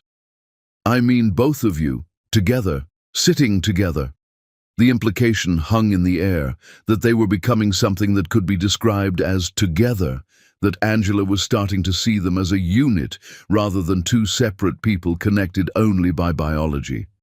Gloria looked at Randy, something complicated passing across her face. "If you want us both there, we will both be there." Angela smiled so wide it looked like it hurt. "Promise?" "Promise," Gloria and Randy said simultaneously. The next day, Angela got the part of Molly. She called Randy herself to tell him, breathless with excitement, and for the first time in 2 months she called him Dad instead of Randy. She corrected herself immediately. "Sorry, I meant Randy. I did not mean to." "Angela," Randy interrupted, his voice thick. "You can call me whatever feels right to you." Silence on the other end of the line. Then, really? Really? Okay, thanks, Dad. Randy sat in his new Miami townhouse. He had finally closed on a property and cried with joy. That Tuesday afternoon, everything exploded. Gloria called him, voice tight with panic Randy had not heard since the emergency room. "Randy, I need you at my apartment. Right now. What is wrong? Just come, please." He broke every speed limit getting there. Gloria opened the door before he could knock, her face pale, a legal document trembling in her hands. "What happened?" Randy asked, stepping inside. Gloria handed him the papers wordlessly. Diane Iker ver Gloria Tilson, petition for court-ordered grandparental visitation rights with minor child Angela Marie Tilson. Randy's vision went red. "She has no grounds," he said, forcing his voice to stay calm even as rage flooded his system. "We will fight this. She will not win. She claims she has been denied access to her only grandchild." Gloria's voice shook, "that I am being vindictive and punitive, that Angela deserves to know her family." Randy scanned the petition. His mother's lawyers had constructed a narrative that painted Diane as a grieving widow with no other family, desperately seeking connection with her only grandchild. Painted Gloria as bitter and manipulative, keeping a child from her grandmother out of spite. It would have been laughable if it were not so dangerous. "She threatened my daughter," Gloria continued, pacing the small living room. "She destroyed our lives, and now she wants court-ordered access to Angela. Randy, I cannot let that woman near her. I cannot." "She will not get near her. I promise you." Gloria whirled on him. "You cannot promise that. The courts might rule in her favor. They might force me to allow visits, and I would rather move to another state than let that happen." Randy's stomach dropped. "Do not do that. Please, we will fight her and win." "How can you be sure?" "Because I will testify against her. I will tell the court exactly what she did. The forged documents, the planted evidence, the threats, all of it." Gloria stared at him. "You would testify against your own mother?" "She stopped being my mother the day she destroyed us. Yes, I will testify against her. Gladly." Gloria sank onto the couch, the fight draining out of her. "This is never going to end, is it? She is always going to find new ways to hurt us." Randy sat beside her, careful to maintain respectful distance. "This is the end. I promise. We end this now, permanently. I am scared. I know, so am I, but we are going to fight her together." Gloria looked at him, tears streaming down her face. "Together?" "Yes, you and me. We are in this together." Gloria nodded, wiping her eyes. "Okay, together." Randy called his lawyer that night. By morning they had a strategy: expose Diane's lies, present evidence of her manipulation, and have Randy testify as a character witness against his own mother. The court date was set for 3 weeks later. Randy spent those weeks gathering evidence: the forged prenup, financial records showing the jewelry had never been reported stolen to insurance companies, testimonials from people who had witnessed Diane's controlling behavior over the years, his own sworn statement detailing everything she had done. The night before the hearing, Randy could not sleep. He sat on his balcony, staring at the Miami skyline, terrified that somehow his mother would win and he would lose Angela all over again. His phone buzzed at midnight. Gloria. "Cannot sleep either," Randy called her. She answered on the first ring. "Hey," she said softly. "Hey, you okay?" Terrified. "You?" "Same." They sat in silence for a moment, connected across the city by phone lines and shared fear. "Randy," Gloria said finally, "thank you for fighting for us, for standing against her. Always. I will always fight for you both. I know, I am starting to believe that. Good, because it is true." More silence. Then Gloria said, "What if she wins?" "She will not." "But what if she does?" Randy gripped the phone tighter. "Then we appeal, and we keep fighting until she has no options left." We do not give up. Ever. Okay. Okay. Gloria? Yeah? We are going to get through this, all three of us, I promise. Gloria's voice was thick with tears. I really hope you are right. I am. Get some sleep. We have a battle to win tomorrow.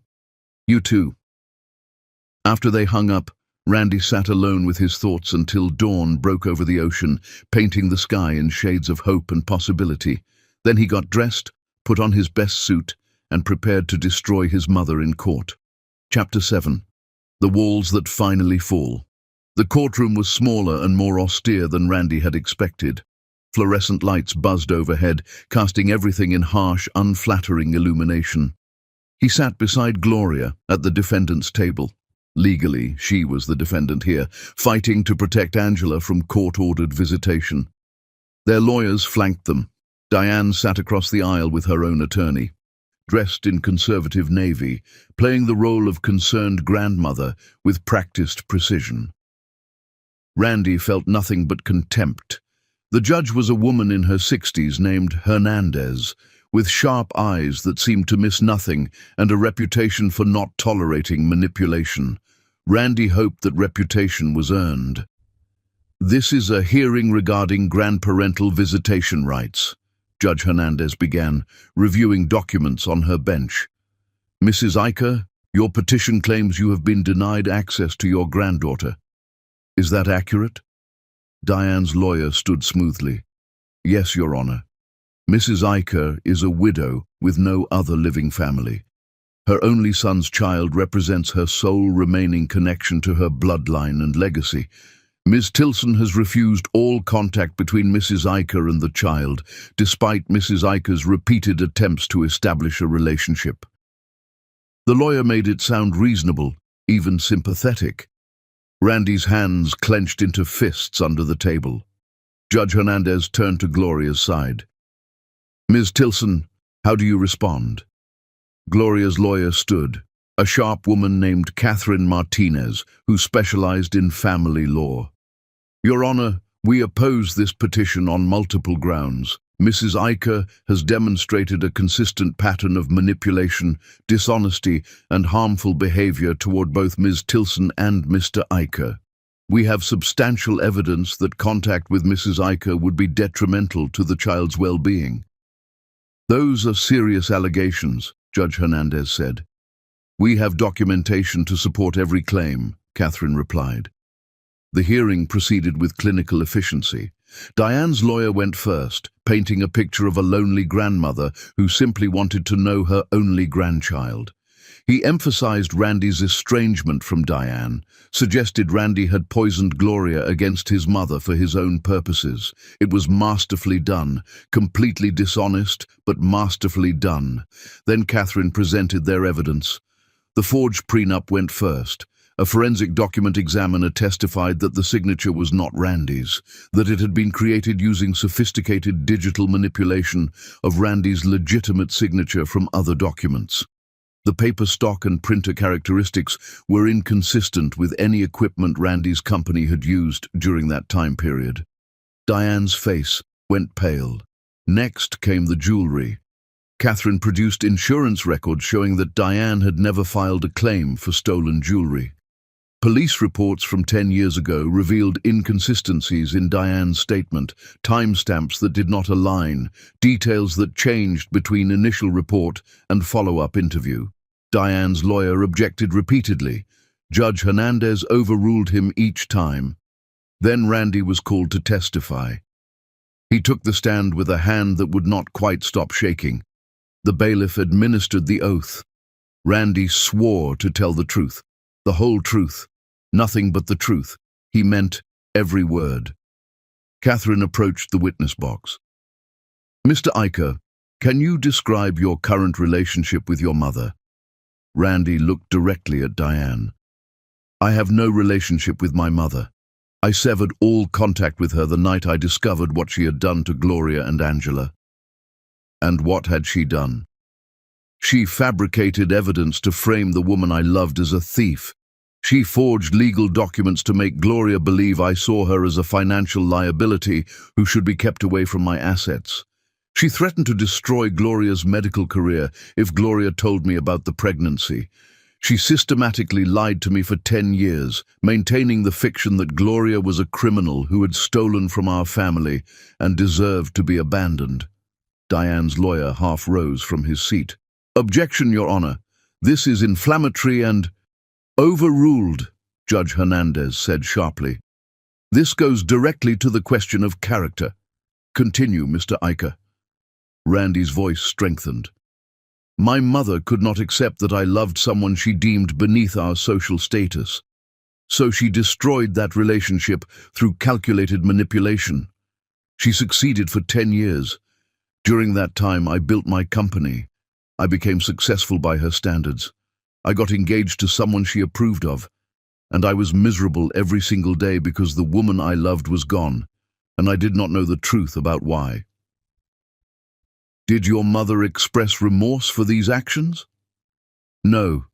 When I confronted her, she said she did what any mother would do, that she protected me from a mistake that would have ruined my life." "Do you believe your mother should have court-ordered access to your daughter?" Randy looked at Diane, letting her see everything he felt, the anger, the betrayal, the absolute resolution. "Absolutely not. She is manipulative and dishonest. She would hurt Angela to maintain control over me. I will not allow that to happen. Even though severing contact means losing your only remaining family." Randy's voice did not waver.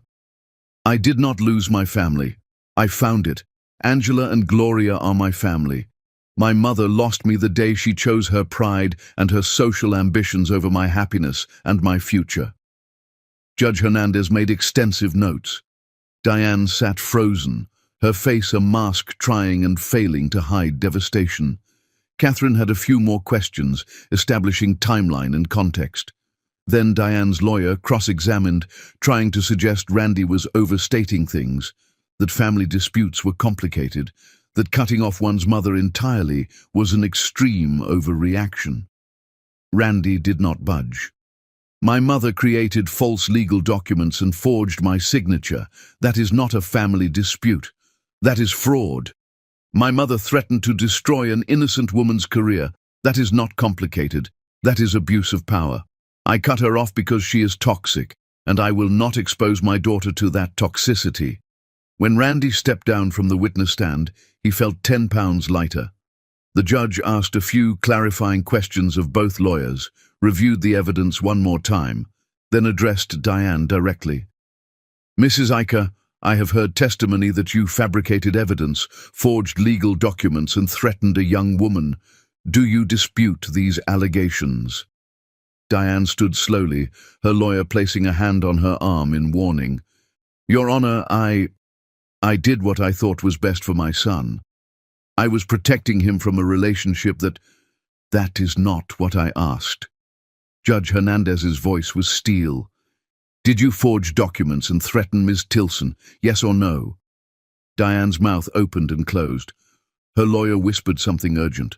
Finally, she said quietly, "I believed I was acting in my son's best interests. So yes, you did these things." Diane's silence was answer enough. Judge Hernandez's expression hardened in a way that made Randy's heart soar with hope. "I am denying this petition. Furthermore, I am issuing a restraining order. Mrs. Iker, you are not to contact Ms. Tilson, Mr. Iker, or the minor child Angela Tilson through any means, directly or indirectly. No phone calls, no letters, no third-party messages. Violation will result in immediate contempt charges and possible arrest. Do you understand?" Diane swayed slightly. "Your Honor, please." "Do you understand the terms of this order?" "Yes," Diane whispered. "This hearing is concluded." The gavel came down with finality. Randy turned to Gloria, who had tears streaming down her face. They looked at each other, and without thinking, Randy pulled her into a hug. She stiffened for half a second, then melted into him, her hands fisting in the back of his jacket. "We won," he whispered into her hair. "We won," she repeated, voice muffled against his shoulder. They pulled apart when Catherine cleared her throat gently, but Gloria's hand found Randy's and squeezed hard. Diane stood, gathering her things with mechanical movements. As she passed their table, she stopped and looked at Randy.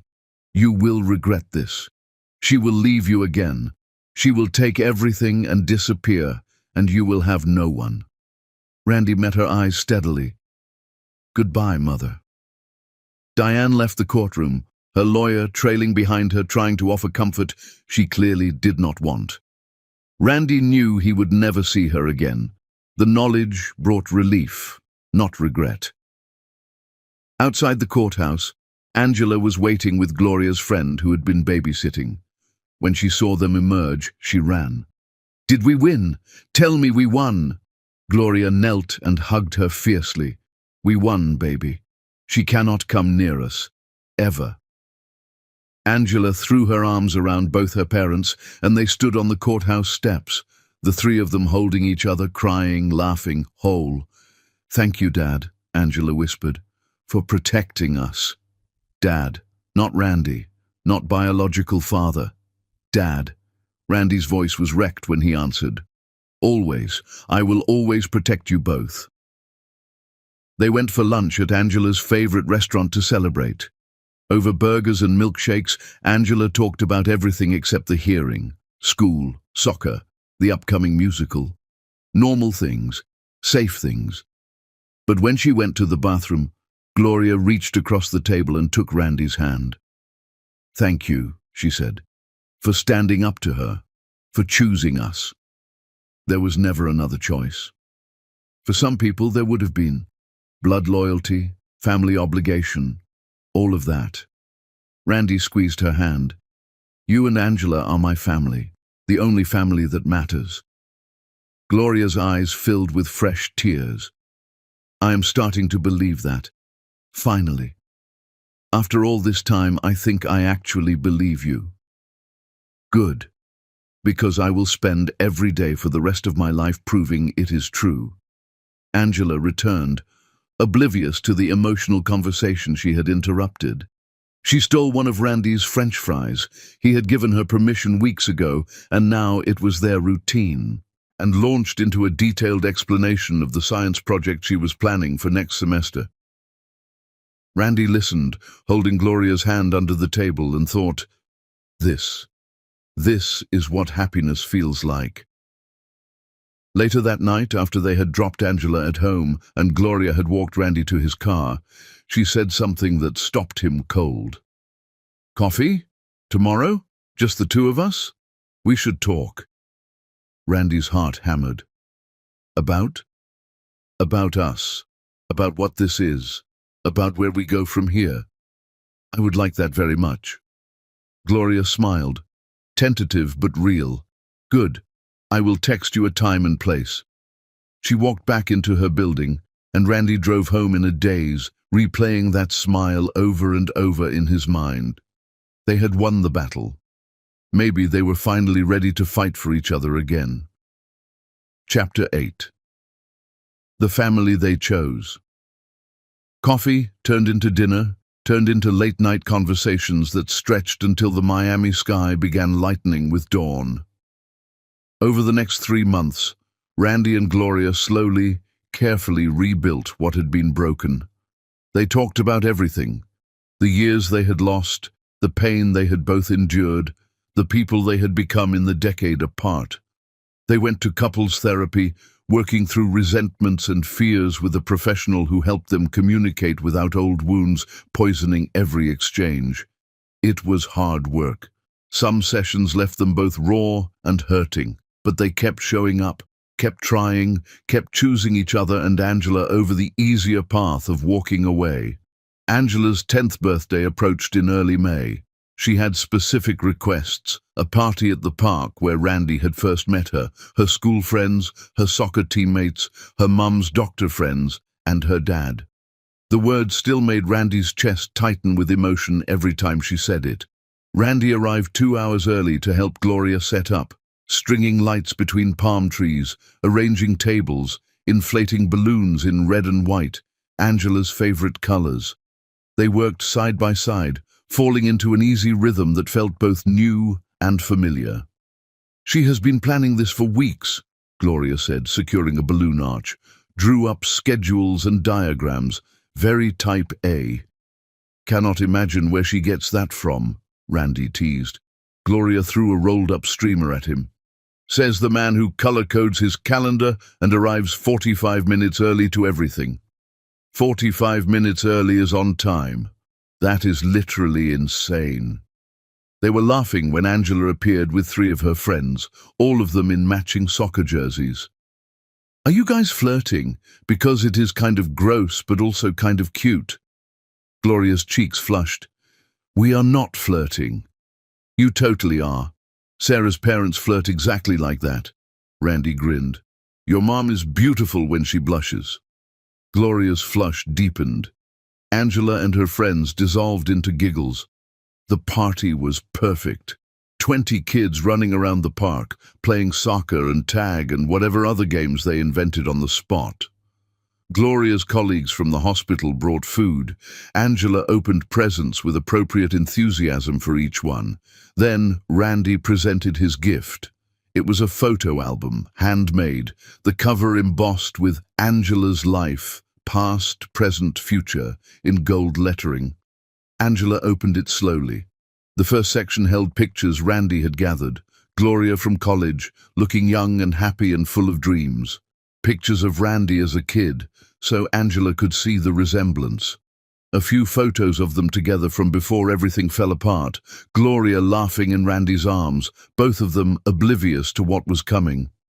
Then came pictures of Angela as a baby that Gloria had given him permission to copy. Toddler Angela with gap teeth and wild curls. School photos marking each year. Soccer trophies. Science fair ribbons. Then blank pages labeled by year. Age 10. Age 11. Age 12. The last page simply said, "The future to be written together."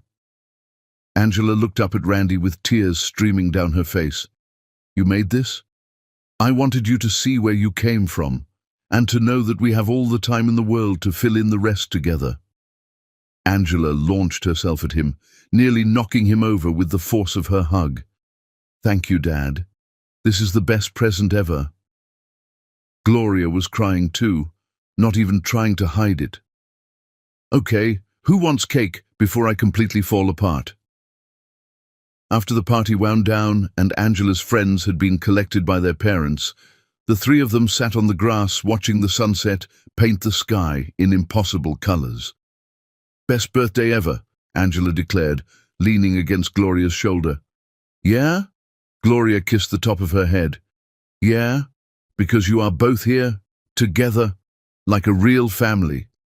Randy and Gloria exchanged a look over Angela's head. "We are a real family," Gloria said gently. "We have always been a family. We just found our way back to each other." "I know, but it is different now. Better." Angela sat up, looking between them with serious eyes. "You are going to get married, right? Because if you do not, that would be really dumb."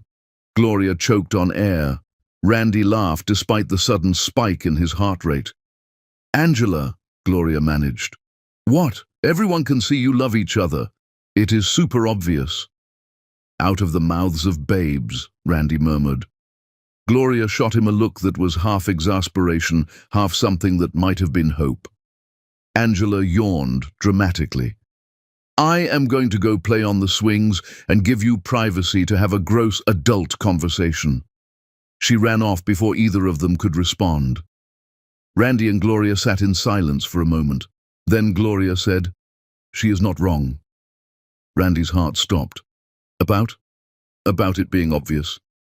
Gloria looked at him. "I do love you. Still. Again. I am not sure it ever really stopped." Randy could barely breathe. "Gloria, let me finish. I spent 10 years angry at you, hurt by you, building walls so high I thought nothing could get through, and then you showed up at that hospital and all those feelings came rushing back. The anger, yes, but also the love, the connection, the sense that you were the other half of something I had been missing. I feel the same way. I know, I can see it. Angela can see it. Hell, probably half of Miami can see it at this point. Gloria smiled. But I am scared. What if we try this and it does not work? What if we hurt Angela? Randy took her hands. Then we will figure it out together. But Gloria, we owe it to ourselves to try. We have spent 10 years apart. I do not want to waste another day. What are you saying? Randy had not planned this, had not prepared. But sitting in the park where he first met his daughter, watching the sun set on Angela's 10th birthday, it felt right. I am saying I want to do this right, court you properly, date you like we should have before, build this deliberately and carefully, and eventually, if you will have me, I want to marry you. Gloria's breath caught. Eventually. I am not proposing. Not yet. You said 6 months minimum and I'm respecting that. But I want you to know my intentions. I love you. I want to build a life with you, with Angela, with whatever family we create together. Gloria was crying again, smiling through the tears. You really have changed, have not you? Loving you and Angela changed me, made me better, made me the man I should have been 10 years ago. You are the man you need to be right now. That is what matters. Randy wiped her tears gently. Can I kiss you? I thought you would never ask. The kiss was 10 years of longing, of grief, of healing, all compressed into one perfect moment. Randy cupped Gloria's face like she was something precious, which she was, and kissed her like his life depended on it, which it did. When they pulled apart, both breathing hard, Angela was watching from the swings with the biggest grin Randy had ever seen. Finally, she shouted. It is about time. Gloria laughed, hiding her face in Randy's shoulder. Our daughter has no filter. Wonder where she gets that from. Definitely not from me. Definitely from you. They kissed again, and this time Angela ran over and tackled them both into a group hug that ended with all three of them lying in the grass, laughing at the darkening sky. Are we official now? Angela asked. Like boyfriend-girlfriend official? Are those even the right words for old people? I am 35, not ancient, Randy protested. That is pretty old. Gloria snorted. Thank you, daughter. Very reassuring. So are you. Together officially. Gloria looked at Randy. What do you think? Randy looked at the two most important people in his world. I think I would like that very much. Me too. Gross, Angela said cheerfully, but also good, very good. They lay in the grass until the stars came out, talking about nothing and everything, three people who had been broken and scattered and had somehow found their way back together. It was not the ending Randy had imagined 10 years ago. It was better. Chapter 9. The beginning of forever. 6 months later, Randy stood on Gloria's apartment balcony and tried to calm his racing heart. The ring box in his pocket felt like it weighed 1,000 pounds. Inside, Gloria was cleaning up after dinner while Angela finished homework. They had fallen into this routine over the past months, Randy coming over 3 or 4 nights a week, cooking together, helping Angela with school, watching movies on the couch after she went to bed. They had taken it slow, exactly as Gloria had requested. Therapy every week. Honest conversations about fears and expectations. No rushing, no pressure, just steady building. But 6 months had passed, and Randy could not wait anymore. Gloria stepped onto the balcony with 2 glasses of wine. You have been weird all night. What is going on? Cannot a man just appreciate the view? The view you see from this balcony is a parking lot in the back of a strip mall. Randy laughed despite his nerves. Fair point. Gloria set down the wine and studied his face. Seriously, Randy, you are making me nervous. Good nervous or bad nervous? Unclear. Talk to me. Randy took a deep breath. I bought this ring 10 years ago. Gloria's hands flew to her mouth. Randy pulled out the box, opening it to reveal a simple platinum band with a single diamond. I was going to propose on your 23rd birthday, had the whole thing planned. Quiet dinner at that Italian place you loved, the one that played jazz on weekends. Nothing flashy, just us and a promise of forever. Randy, but then everything fell apart, and I thought I had lost you. I almost threw this ring away 100 times, but I could never do it, because some part of me always hoped I would find my way back to you.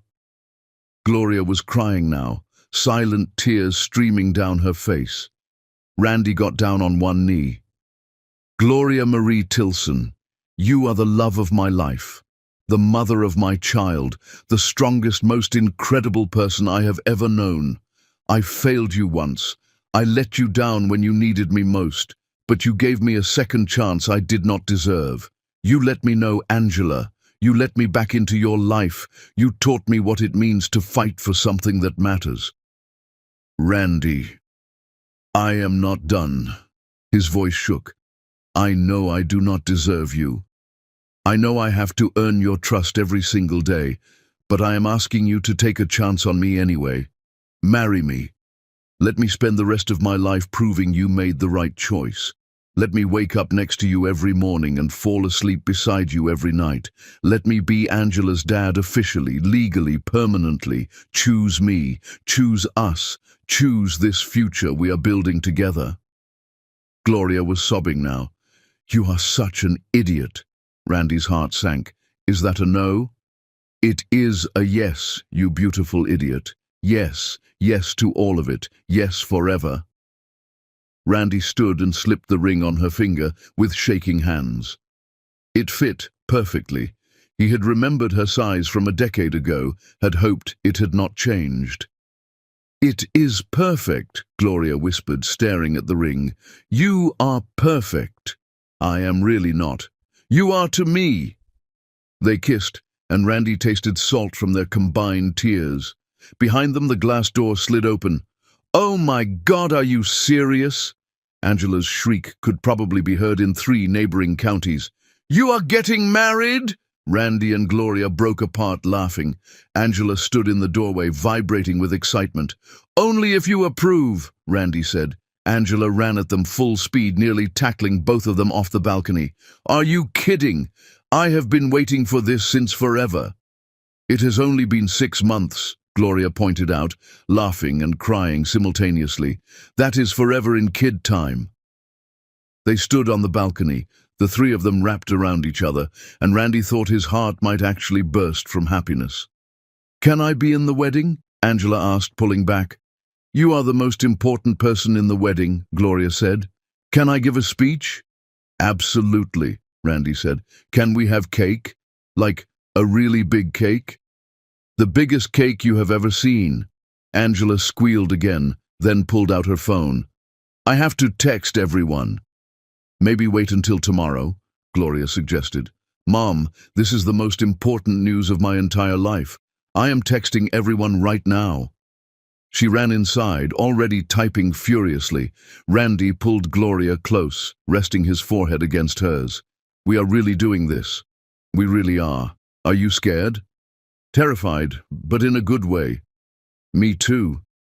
They stood like that for a while, holding each other in the warm Miami night, listening to Angela's excited voice from inside as she called her friends. When should we do it? Gloria asked. The wedding. Whenever you want. Tomorrow. Next year. I do not care as long as you are mine. Gloria smiled against his shoulder. How about next spring?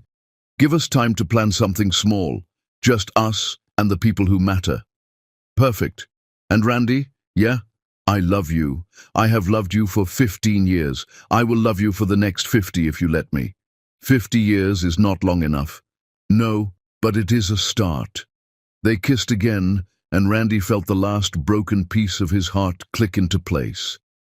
He had lost Gloria once through cowardice and ignorance, had spent 10 years in a grey half-life without her, had found her again and fought for her and Angela with everything he had. And now they were building something new, not a recreation of what they had lost, but something better, tempered by pain, strengthened by choice, made real by the daily decision to show up for each other. Tomorrow, they would tell everyone, make plans, start building their official future together. But tonight, they had this quiet and perfect and theirs. Inside, Angela's laughter rang out as she shared their news with the world, and Randy thought, this is what home feels like. Chapter 10. The Family They Became. 1 year later, Randy stood in his backyard under an arch woven with white roses and tried not to cry. The ceremony was small, exactly as Gloria had wanted. 50 people scattered across the lawn. Angela's school friends and their families, Gloria's colleagues from the hospital, Randy's business partner, and a few trusted employees. No distant relatives, no society connections. Just the people who had been there during the rebuilding, who had supported them, who genuinely cared. Angela walked down the aisle first, resplendent in a lavender dress she had picked herself, carrying a bouquet of wildflowers. She walked with purpose, head held high, and when she reached the front, she turned to watch her mother. Then Gloria appeared. She wore a simple white dress, her curls loose around her shoulders the way Randy loved them, carrying wildflowers that matched Angela's bouquet. No veil, no elaborate train. Just Gloria, walking toward him with tears in her eyes and a smile that could power cities. She was 44 years old, a brilliant emergency medicine physician, the mother of his child, and the most beautiful woman Randy had ever seen. Their eyes met, and she smiled wider. Randy stopped trying not to cry. Gloria walked toward him, no one giving her away because she had always belonged to herself, and took his hands when she reached the front. The officiant was brief. They had written their own vows. Gloria went first, her voice steady, despite the tears streaming down her face. Randy, you broke my heart once. I spent 10 years convinced I could never trust you again, that the wound was too deep to heal. But you showed me that people can change. That love is not about being perfect. It is about showing up, especially when it is hard. You fought for us when I gave you every reason to quit. You chose Angela and me over everything else in your life. You proved that second chances are real. I choose you. Today, tomorrow, every day for the rest of our lives. Randy's hand shook when it was his turn. Gloria, I lost you because I was too weak to fight for the truth. I spent 10 years in darkness, missing you, regretting every choice that led to losing you. You gave me a second chance I did not deserve. You let me know our daughter. You taught me what real strength looks like. You made me better than I ever could have been alone. I promise to choose you every day, to fight for us, to be worthy of your trust, to be the father Angela deserves and the partner you need. I love you. I have loved you for 16 years. I will love you until my last breath and beyond. The officiant pronounced them married. Randy kissed his wife, and heard Angela cheer louder than anyone else, her voice carrying across the yard and into the Miami afternoon. The reception flowed seamlessly. Good food, better company, laughter that felt earned after everything they had been through. Randy's business partner gave a toast about second chances and stubborn fools who refused to give up on love. Gloria's best friend from the hospital talked about watching Gloria transform from guarded and wounded to open and happy again. Then Angela stood to speak. She wore the lavender dress and her soccer cleats, had refused to change into the fancy shoes Gloria bought, and held a microphone with the confidence of someone who had been waiting for this moment. I used to wish on birthday candles for my dad to show up, she began, her voice clear and strong. Every year, I would blow them out and hope that maybe this time magic was real and he would walk through the door. He never came. And for a long time I was angry about that, sad about it. I felt like something was missing. Randy's chest tightened, but then he did show up, just 10 years late. Laughter rippled through the crowd, and at first, I did not want to give him a chance. I thought, why should I? Where were you for all those years? But Mom taught me that people deserve second chances if they are willing to work for them. And Dad worked. He showed up every single Saturday. He came to my soccer games. He helped with my homework. He moved across the country just to be near us. He fought his own mother in court to protect us. Angela's voice wavered but did not break. So yeah, he was late. But he is here now, and that matters. Mom and Dad, you guys are kind of weird and gross sometimes with all the kissing, but you also make each other happy. You make me happy. We are a family now, a real one. And I know it took a long time to get here, but I think we needed that time. To grow, to heal, to become who we needed to be. She raised her glass of sparkling cider. To Mom and Dad, to second chances, to families that find their way back together, and to never giving up on the people you love. The crowd erupted in applause. Randy was crying openly. Gloria was sobbing. Angela walked over and wrapped her arms around both of them. "I love you guys," she whispered. "Both of you. So much." "We love you too, baby," Gloria managed. Randy could not speak, so he just held them tighter. The party continued into the evening. As the sun began to set, painting the sky in impossible shades of orange and pink, Randy found Gloria standing alone near the garden, watching their guests. He wrapped his arms around her from behind. "Hey, wife." She leaned into him, laughing softly. "Hey, husband, that is going to take some getting used to. We have the rest of our lives." Gloria turned in his arms. "No regrets. Only one, that we lost 10 years. But Gloria, I think Angela was right. We needed that time to become who we are now. I was not ready to be her father at 25, and you needed time to become the incredible woman you are, strong enough to take a risk on me again. When did you become so wise?" "I learned from the best." Randy kissed her forehead. "Thank you for this, for believing in us again. Thank you for not giving up, for fighting even when I made it so hard. You were worth the fight. You will always be worth the fight." They swayed to music, drifting from the reception, the party continuing without them for a moment. Angela was dancing with her friends, laughing at something completely herself. "She is going to be okay," Gloria said, watching their daughter. "Better than okay. She is going to be extraordinary. She already is. Because of you. Because of us. We made her together, and now we get to raise her together. Finally." Randy pulled Gloria closer. "I spent 10 years trying to fill the hole you left. Built a company, made millions, dated women who were fine but never right. Nothing worked. Because the hole was not about success or money or finding someone new. It was about you. It was always about you." Gloria's eyes filled with fresh tears. "I spent 10 years convincing myself I was better off alone, that I did not need anyone, that Angela and I were enough, and we were good together. We really were. But Randy, having you here, having you be part of this, it is better. We are better together. We really are."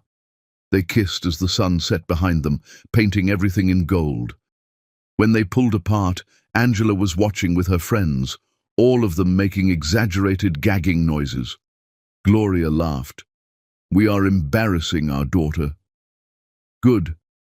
That is what parents do." Later, after the guests had left and Angela had fallen asleep on the couch mid-sentence from exhaustion, Randy and Gloria sat on their porch swing. The house was quiet except for crickets and the distant sound of traffic. "This is real, right?" Gloria asked softly. "We are really married, really building this life together. We are really doing this. Sometimes I am still scared, that I will wake up and you will be gone again." Randy took her hand. "I am not going anywhere. Ever. You are stuck with me now, legally bound. No escape." Gloria smiled, despite the tears. "Promise?" "I promise. Every day for the rest of our lives I choose you. I choose Angela. I choose this family we have built from broken pieces. We did build it, did not we? Took all the shattered parts and made something new.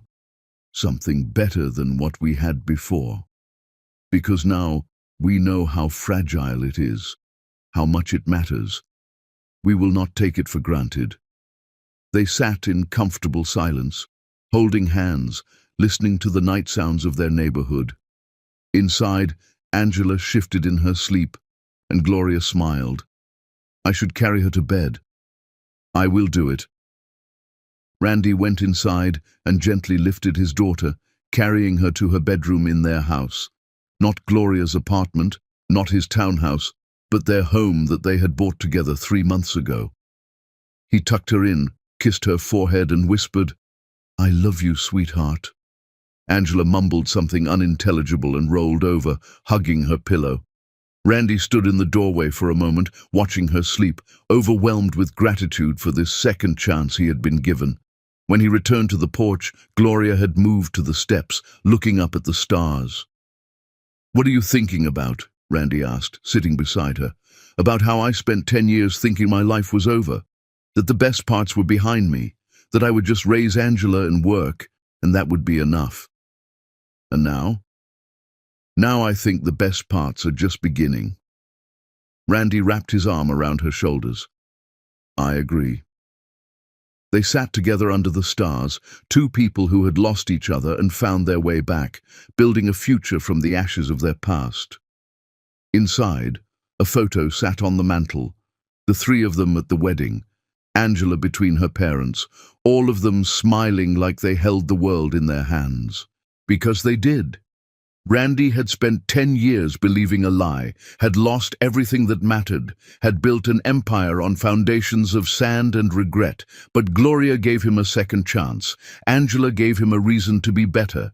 Together, they gave him everything, and all he could give them was the rest of his life, every moment, every day, forever.